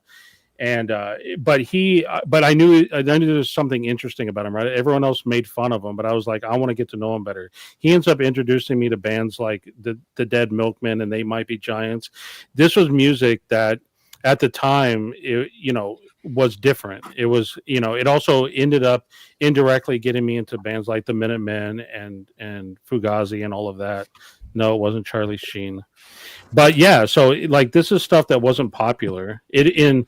To your point, Chris, like if you're thinking about the 90s and you're thinking about groups like that, they weren't popular. They weren't played on the radio, And did I have to dig to find them? Sure. But really what it was you just had to make those connections and with people that are going to introduce you to music like that. And it's no different today. You know what I mean? You're just not going to find that down at the soccer field or what, or whatever, wherever you're hanging out. You got to kind of keep reaching out and meeting new people, and then you'll get introduced to that stuff. Hopefully that didn't sound condescending, because it wasn't meant to be that way. When I was a kid, it was like very much underground versus mainstream. You were either into the underground stuff or you were into like mainstream stuff, and it was very much like a badge on your sleeve if you were into the stuff that no one knew. I realized like that's where I found more interesting music and more inspired me more.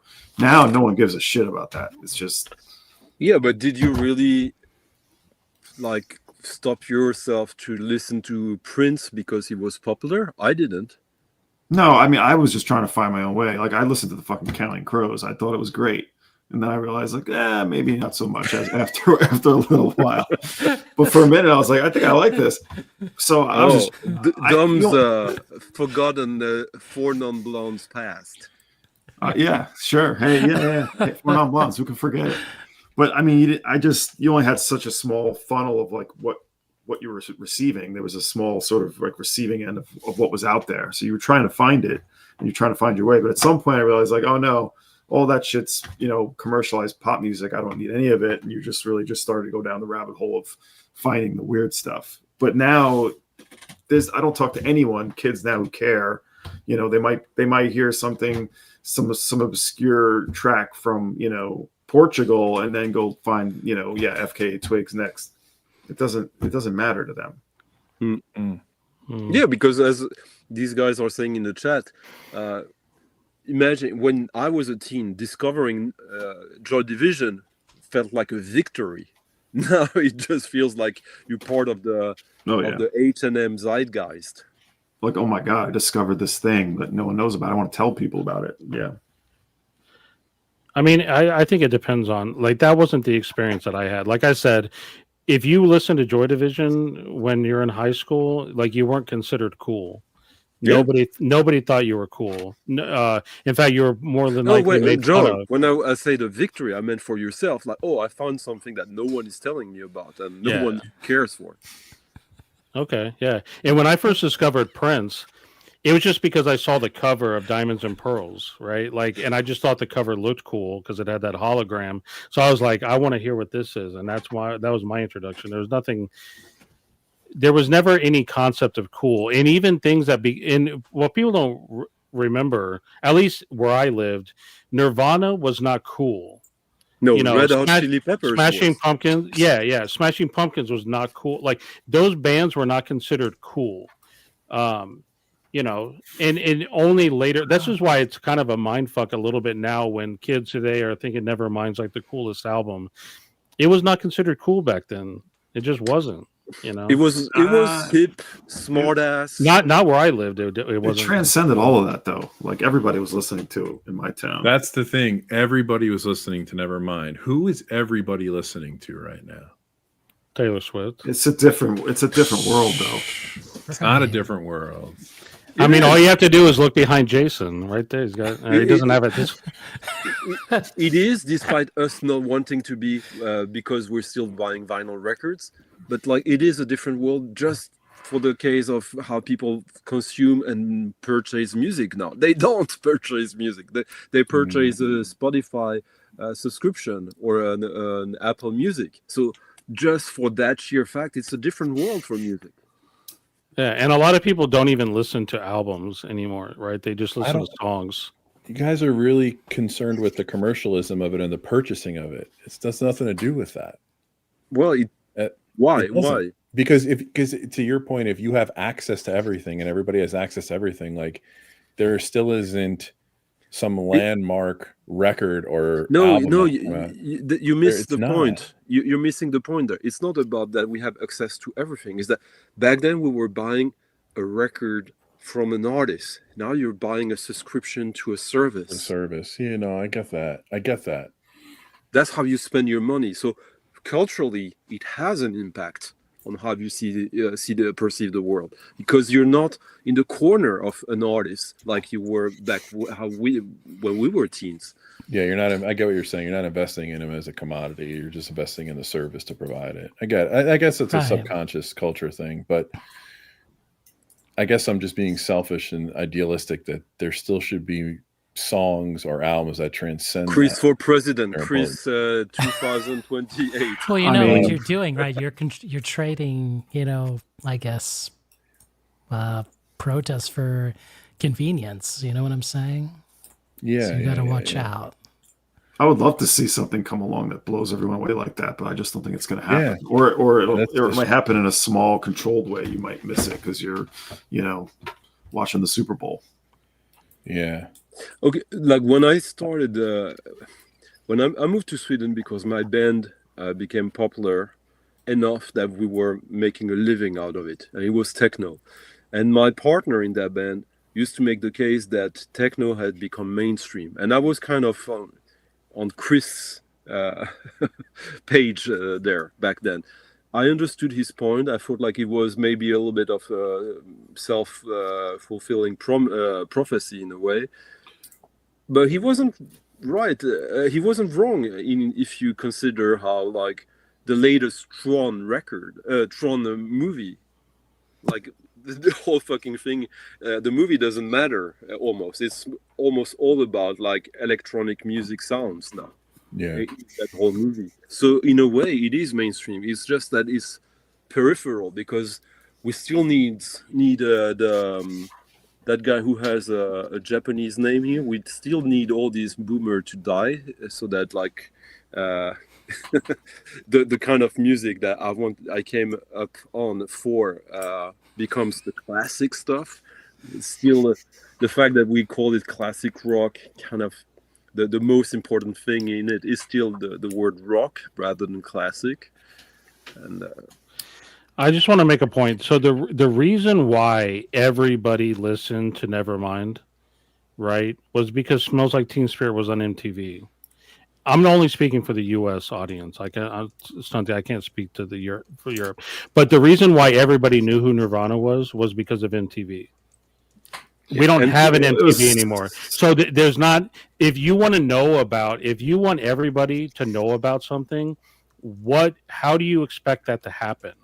That's why you have Taylor Swift, right? And you have all the artists in Taylor Swift's orbit, right? That come up with her, right? Otherwise, when you look at Dua Lipa, it took her a long time to get to that level, right? She wasn't in Taylor Swift's orbit, but Chappell Roan was, right? So she gets the boost, like the Taylor Swift boost. Outside of that, how do you expect someone how do you expect the entire country to get to know a new artist? I think Nirvana was huge. Yeah, that MTV was part of it, but it really hit on something culturally. It was a perfect storm coming at the right time. Everyone, was looking for something else. Maybe they didn't even know it. The way you had 10 years of like indie rock and punk sort of building up and gathering steam. And then you have this new level of pop hooks and, angst. And it all just came together. and just happen at the right time. But you still need MTV to premiere the video for people to hear it. All those things happen and put it in place, but it wouldn't have been as big as it was if there wasn't like a society or a culture ready to receive it in that way. Yeah, but the back then in Europe, I can tell you, Joel, like the MTV or music video channels were like a very marginal thing, and to support my previous point even more, back then the main way I discovered music was going to the record store. Now it's 100% not the case. Like I discovered nothing new in the record store. Nothing. Everything I discovered that is new, I discovered online before I go to a record store. So that's already a massive paradigm shift. You can do it all from home. Back then I had to cheat to the subway to get into the city. There was all the money I had to save it to buy records. So already a danger aspect, even to go to the record store where you were not just buying records but finding information. So to build on that point that I'm making is that, like, okay, so you went to a record store. So now that record stores are there's less of them. Now, how do young people or just people in general discover new songs? They discover them through TikTok. Yeah. They discover through their YouTube algorithm or their Spotify algorithm or whatever streaming service. And those algorithms are flawed, right? They suck. And so it's harder and harder to discover new stuff, which is why it goes back to the point of, even because Chris, and there's other bands like this, but I don't want to keep harping on Idols, but I haven't seen a band have a bigger impact with their first album recently than Idols did. Right, and they got about as big as you can get as far as like if Idols were around back in the 90s, they would have been the Nirvana, right? They would have done a video, it would have been on MTV, and everybody would have heard about it, and it would have been huge. So that's somebody get Joel some Idols records, man. This is like a show and a half here. I already have. I'll be fair to Chris. I've never heard about Idols. Well, look, I put the video in the chat. Holy shit! How do you guys not know Idols? But you know Fontaines DC. How do you know? I know Fontaines DC only because of Too Many Records. Too Many Records, really? I can't believe this answer. He's a fan. That's crazy to me. Anyway, it doesn't really matter. But that just proves my point, right? I agree with you. It doesn't matter. It's not representative of the reality. Yeah. Yeah, Brutalism was decent. Thank you, High Rant. Anyway, it doesn't fucking matter. Like, we're just not going to see another thing like that. Thanks for highly unlikely. Thanks for everyone making me feel better. Okay, I don't know where I'm going to with this. I mean, but one thing about Idols, though, I wouldn't say stylistically they're that revolutionary. It's really the Jesus Lizard with a different type of singer. No, but it's the lyrical content. That's the thing. He's coming up there.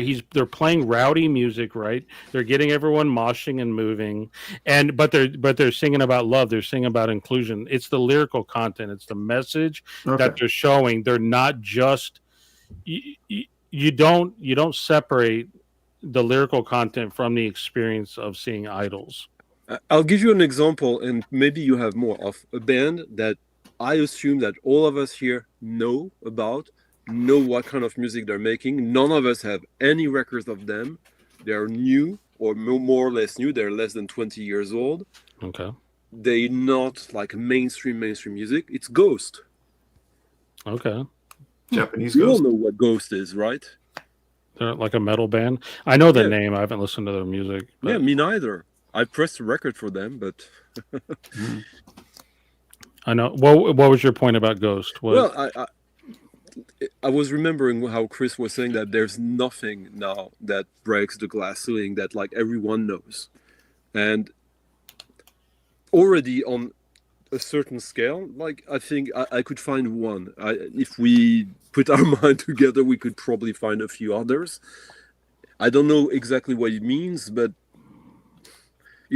I think that it's because there are still bands like that people like Chris can still hold on to this idea of the past that like a popular band should be known by everyone. There are still a few examples of that, but it's an anomaly in a way. And they're almost like they're a metal band, but they're also like almost a rock and roll Rocky Horror Picture Show Queen live at Wembley type of band. So Hey, can you show John Dissent's comment here real quick? He makes an excellent point.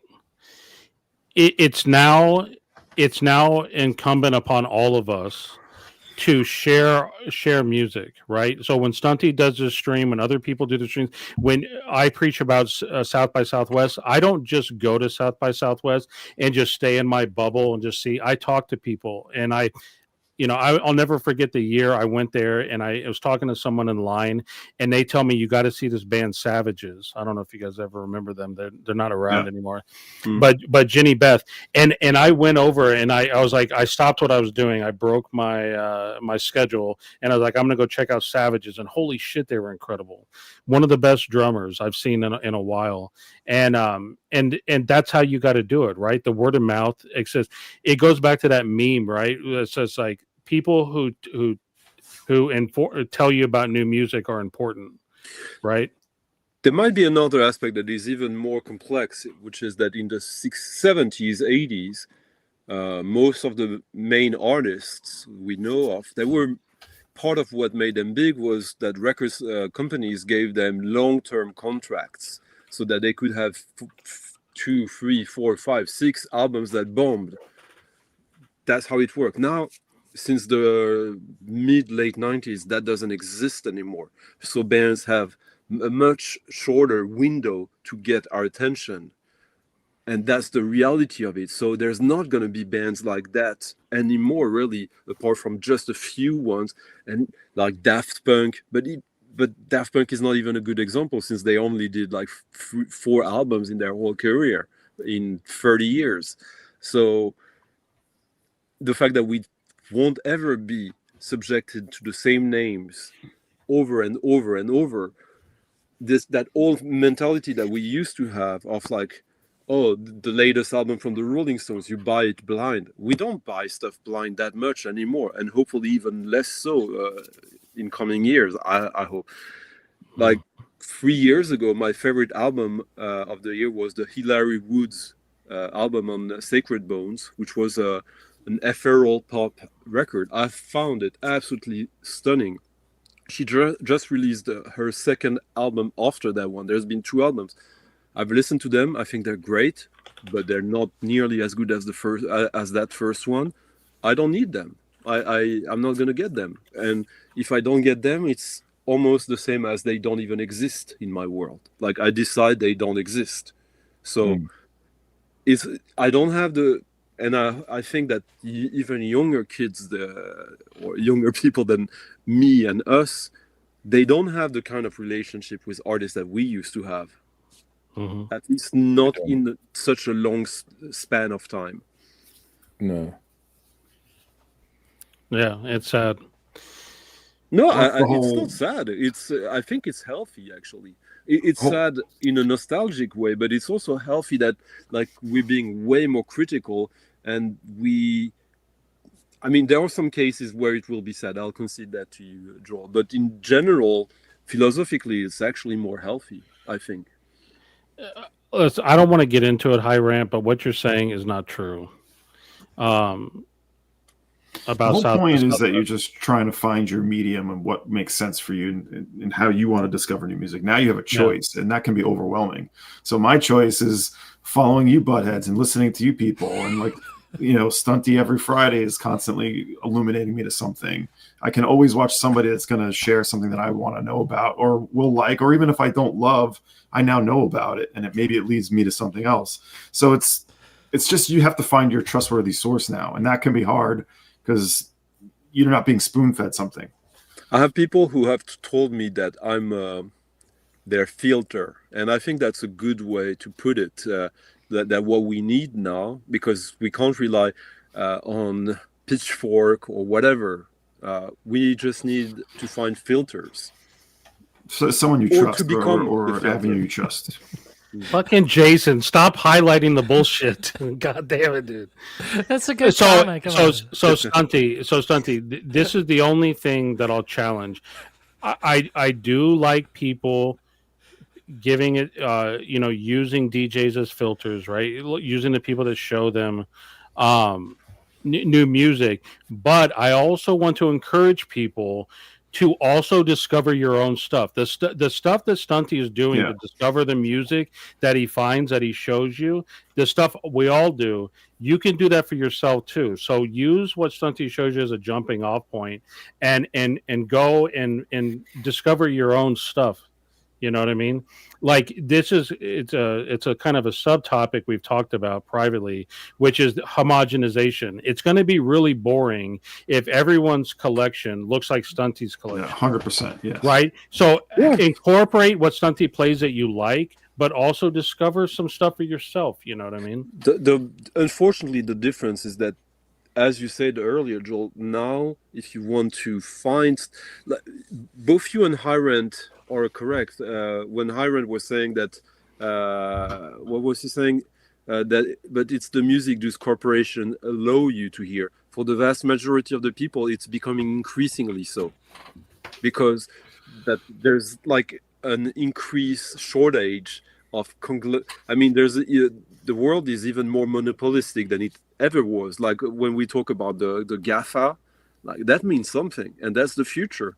Like it used to be that the world is dominated by people who had the money to buy real estate, which creates all the chaos we have in the world right now in the Western world, that the income inequality, because people like will always need to have a house or a flat or something, and unless you're Mazzy and you can actually go and squat other people's stream. And sorry, that was. What are you doing? Don't do that. Come on. No, I like Mazzy. Hey, that last comment is a good time to shout out Dom's show. Dom, you don't do enough to promote your show to the show. Which one? Which one of the your show on radio? You're talking terrestrial radio. Yes. Yeah. Yes. Yeah. Yeah. I mean, it's community radio. Dom's videos are horrible. He just spends his time name checking me. Mm-hmm. Stunty's I'm essentially being puppeted by Stunty. You know, that's what it is. I don't know about that, but no. Dom is. What's fun about Dom is that he's constantly trying to find formats with the little means we have. So he's trying to be creative. He does stuff. Sometimes it works. Sometimes it doesn't. But he has a mind of his own. Even if he listens to others and is influenced, he keeps talking about how much money he paid for these records, how much of a good deal it was. No, I mean. It's true. I love talking about money. That's the best. But no, I mean, everyone who I like to talk or name check. It's like everyone's giving me information. Then it's up to me to now filter it into sort of like distilled where I want to like actually put my time and money into collecting. But that's just my discovery mode. And then of course, like Joel said, that's a great point. Like. I would love to have all of Stunty's records. That would be awesome, but I'm not trying to do that. I'm trying to like find the things that matter most to me and going from there and doing my own digging. And radio I've been doing since I was in college. Like I like getting on the air and not having anything that I know I'm going to say and seeing what comes out of my mouth and talking about whatever the hell I feel like it. And that's kind of a good place to be too, where this VC is a little more controlled and sort of, eccentric about showing your, flexing. It's really interesting to see that, like, when it comes to new records, we are all in the same, like, we're all collaborating and helping each other. When it comes to all the records, I'm so happy when I see Dom is still focused on acid archives and psych stuff that sounds all the same, because it leaves room for me. I have more time to get some records. On your Moondog video, you were saying that, like, as soon as I played that UK Moondog record, you thought like, okay, time to get it before. So well, I literally did that day. Yeah. yeah, so we're more like there's a fun competition between us. Yeah, and well- all the records. Whereas with the new stuff, it's more of a collaboration. I would say. Well, it's fun to change directions. Like I'm moving away from some of that. I'm selling a lot of psych that doesn't really have a meaning to me, or doesn't really feel like it's has real, something special to it. And I'm trying to find stuff that does have meaning to me at my current age. I might regret that later, but I believe in things sort of evolving and sort of letting yourself find a new way if you have the means and the time to. So I don't want to stay the same. I mean, we don't have to get into it, but to me, that seemed like how much you think the homogenization, right? Like Dylan and others talking about like psych, and then all of a sudden, psych. well, whatever, but you know what I mean. Like it's like, and then you got Espo talking about jazz, and all of a sudden, everyone wants like whatever the jazz thing is. It was confusing to me, like coming in this where I didn't know all you guys and I didn't know what was going on, and all of a sudden I'm seeing everybody talk about the same stuff, and it's just like, where did this come from? Like it's good music, but like I don't know. You don't. Well, that's when you have to make the distinction between people who are selling music and people who are not selling music in the VC. Both can be passionate, but of course, a seller is going to highlight what he's good at selling and good at finding. That's just the nature of things. Mm-hmm. And while Jason, he falls for these tactics and plays the music, the blood music thing, without having an original to compare it to. Shame on you, Jason. Shots fired at Jason. Anyone else? You haven't fired a single shot at me. You fired a shot at Jason. Yeah, because you were polite. You asked for me to find the records, and then Chris tried to hijack that, and I thought like I have to stand up for the Texas guy. He's having it hard right now. All right, we're gonna end this stream. I can't. Before you do that, remember, Jason, I came up like you all. Yeah, you're gonna show some records. Are you gonna show some records? Because how culture influences records. Well, you were talking. Chris was talking about the latest great American music. Well, I don't remember how you formulated, Chris, but like. For me, hip hop starts in 79, and the golden age is 79, 86, 88. But in 86, you have this little guy that there's a bunch of guys but mainly this guy. Okay, Juan Atkins. Oh, I'm reversed? Yeah. Or do you see me in the right, Jason? No, this is fine. Okay, yeah.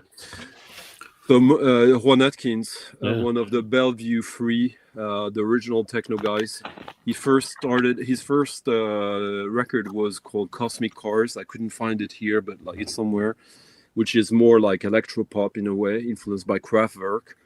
But this is Detroit techno. You had like massive records that sold literally hundreds of thousands.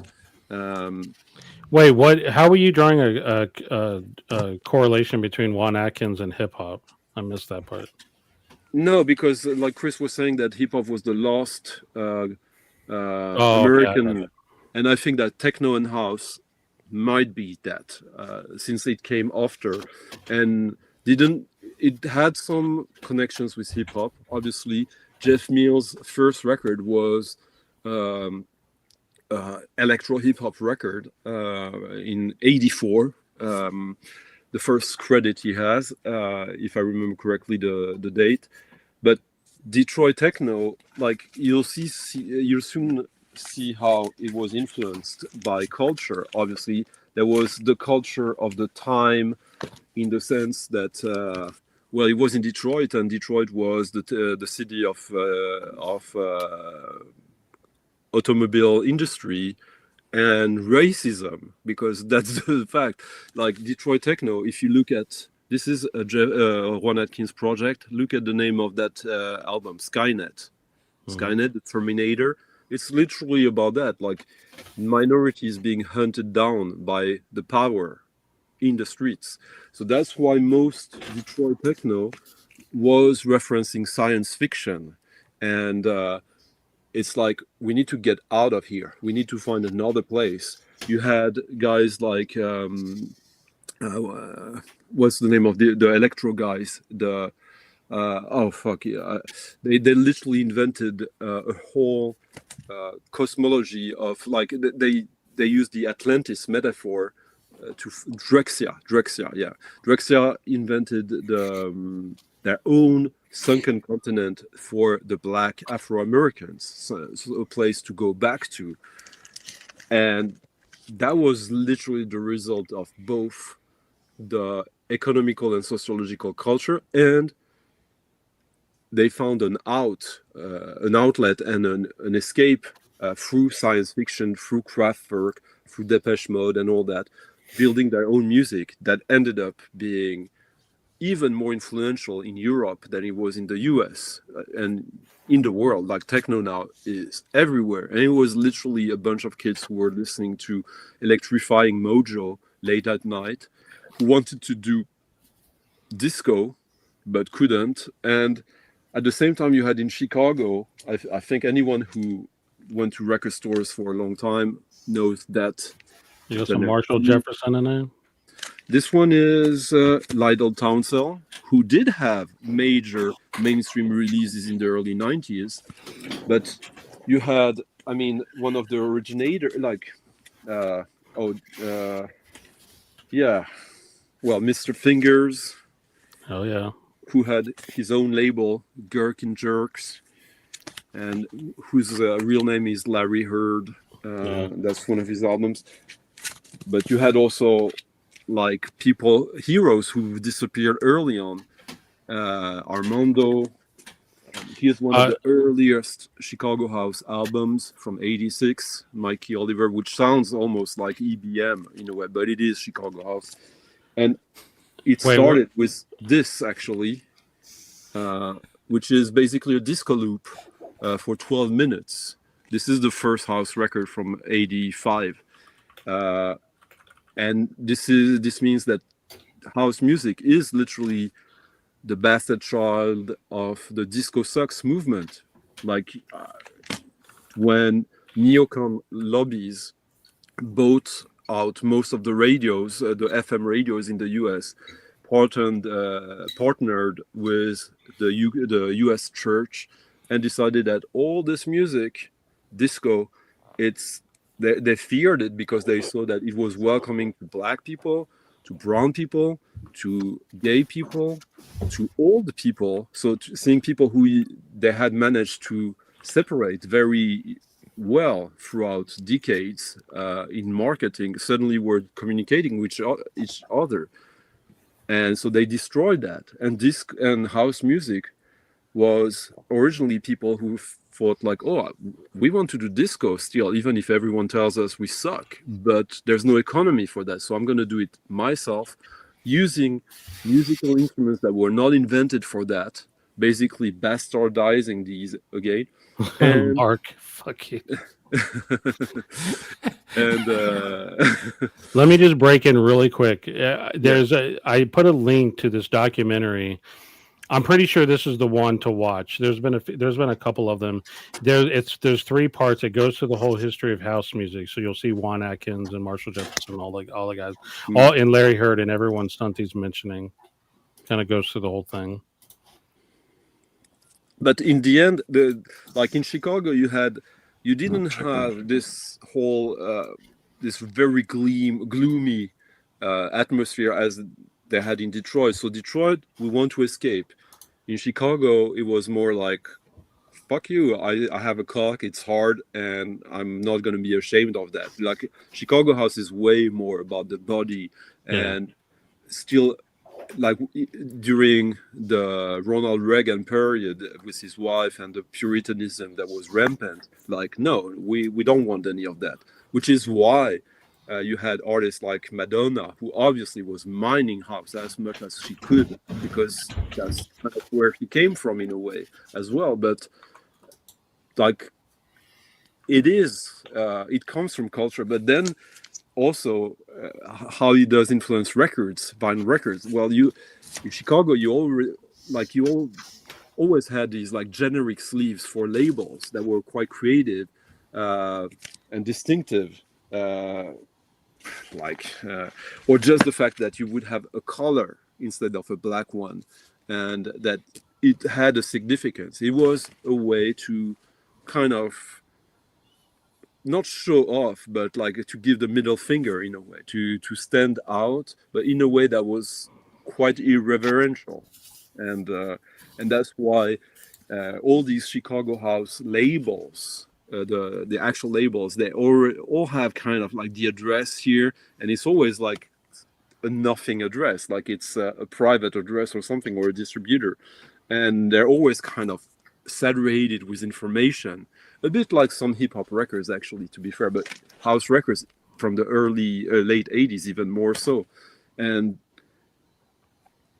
being influenced by culture that way, by the culture and a reaction, they created their own culture, subculture that is not necessarily easy to decode, but like when you're into that, you get a lot of extremely specific things to the actual records, not just the music, that are very delightful to notice, collect, and cherish. Yeah, Absolutely, man.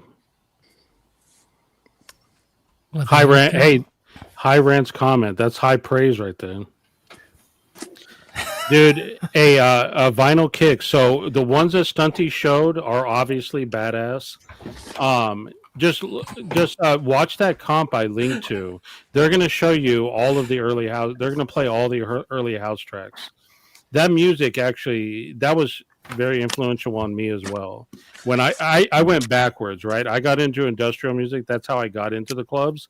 But when I started getting into it, like I went backwards, and I was like, I want to know what the history was, right? So I went back to house music. It's also interesting how this kind of music traveled. Like techno in the late 90s, the most relevant type of techno was what we call Midwest acid techno. So here you have Robert Armani, but you had all these labels like Missile and like DJ Hype, like much harder techno. When the original techno artists were suddenly invited by European clubs to perform, they were shocked at first, because in Europe they asked them to play techno all night long, while in Detroit, in the up till the late 80s, when you played techno at a party, you weren't playing just techno, you were playing funk, house, techno, disco, hip hop. So how it became a culture of its own, it's also because it traveled, but it still originates back to Detroit to this day. That if you want to talk like a YouTube spiral you can go down, start listening to techno and house music. Like you can spend a long time just going into listen to the different, because there was like the original house, and you mentioned getting into acid house. That's a whole thing. And techno is a broad term. There's like subgenres of techno that are that you can start getting into. I really like minimal, like the minimal techno stuff that started coming in. Anyway, the minimal techno from the early mid 2000s, that was nothing minimal. It was epic as fuck. Whereas true minimal techno was probably Plastic Man when he was doing in the mid 90s stuff like Sickness, Panic Attack, that were literally minimalism, almost in the sense of Terry Riley. Like there was so little happening, but constantly and repeatedly with very slow variations happening. Because one of the key instruments of house and techno is the TB303, the acid bassline sequencer, which has a feature that most people don't really understand, that's the key feature, which is the cutoff. Like when you make it almost mute, and that's how, when it's minimal, it's like the more sound effectish it sounds, that means that the cutoff button is open. And then it's not minimal. Then it's just like trying to induce something, a euphoria by giving everything, instead of like when with minimalism, you're kind of creating euphoria through frustration in a way, or anticipation. Well, I think we did it. Yeah, we could do like a whole show just on different kinds of electronic music. That'd be I a know. whole. That's a series. That's not a show. I think at 2 hours, 15 minutes, I want to thank Stunty here. I thank Joel Static ATX, Chris the Groove Seeker, Dom Seeking a Thread. Thank you, I Jason. thank everyone in the chat. Oh, we'll see Mam about Dan. this. Mam Danny, like he's praising him and making. Like, We're gonna end this. All right. So thank you, everybody. You know, Nathaniel Mars, are you streaming? Are you next? I think you are. Yes. We'll put your link in the chat if we. Someone got it before we take off here. Yeah, I'll grab it here in a second.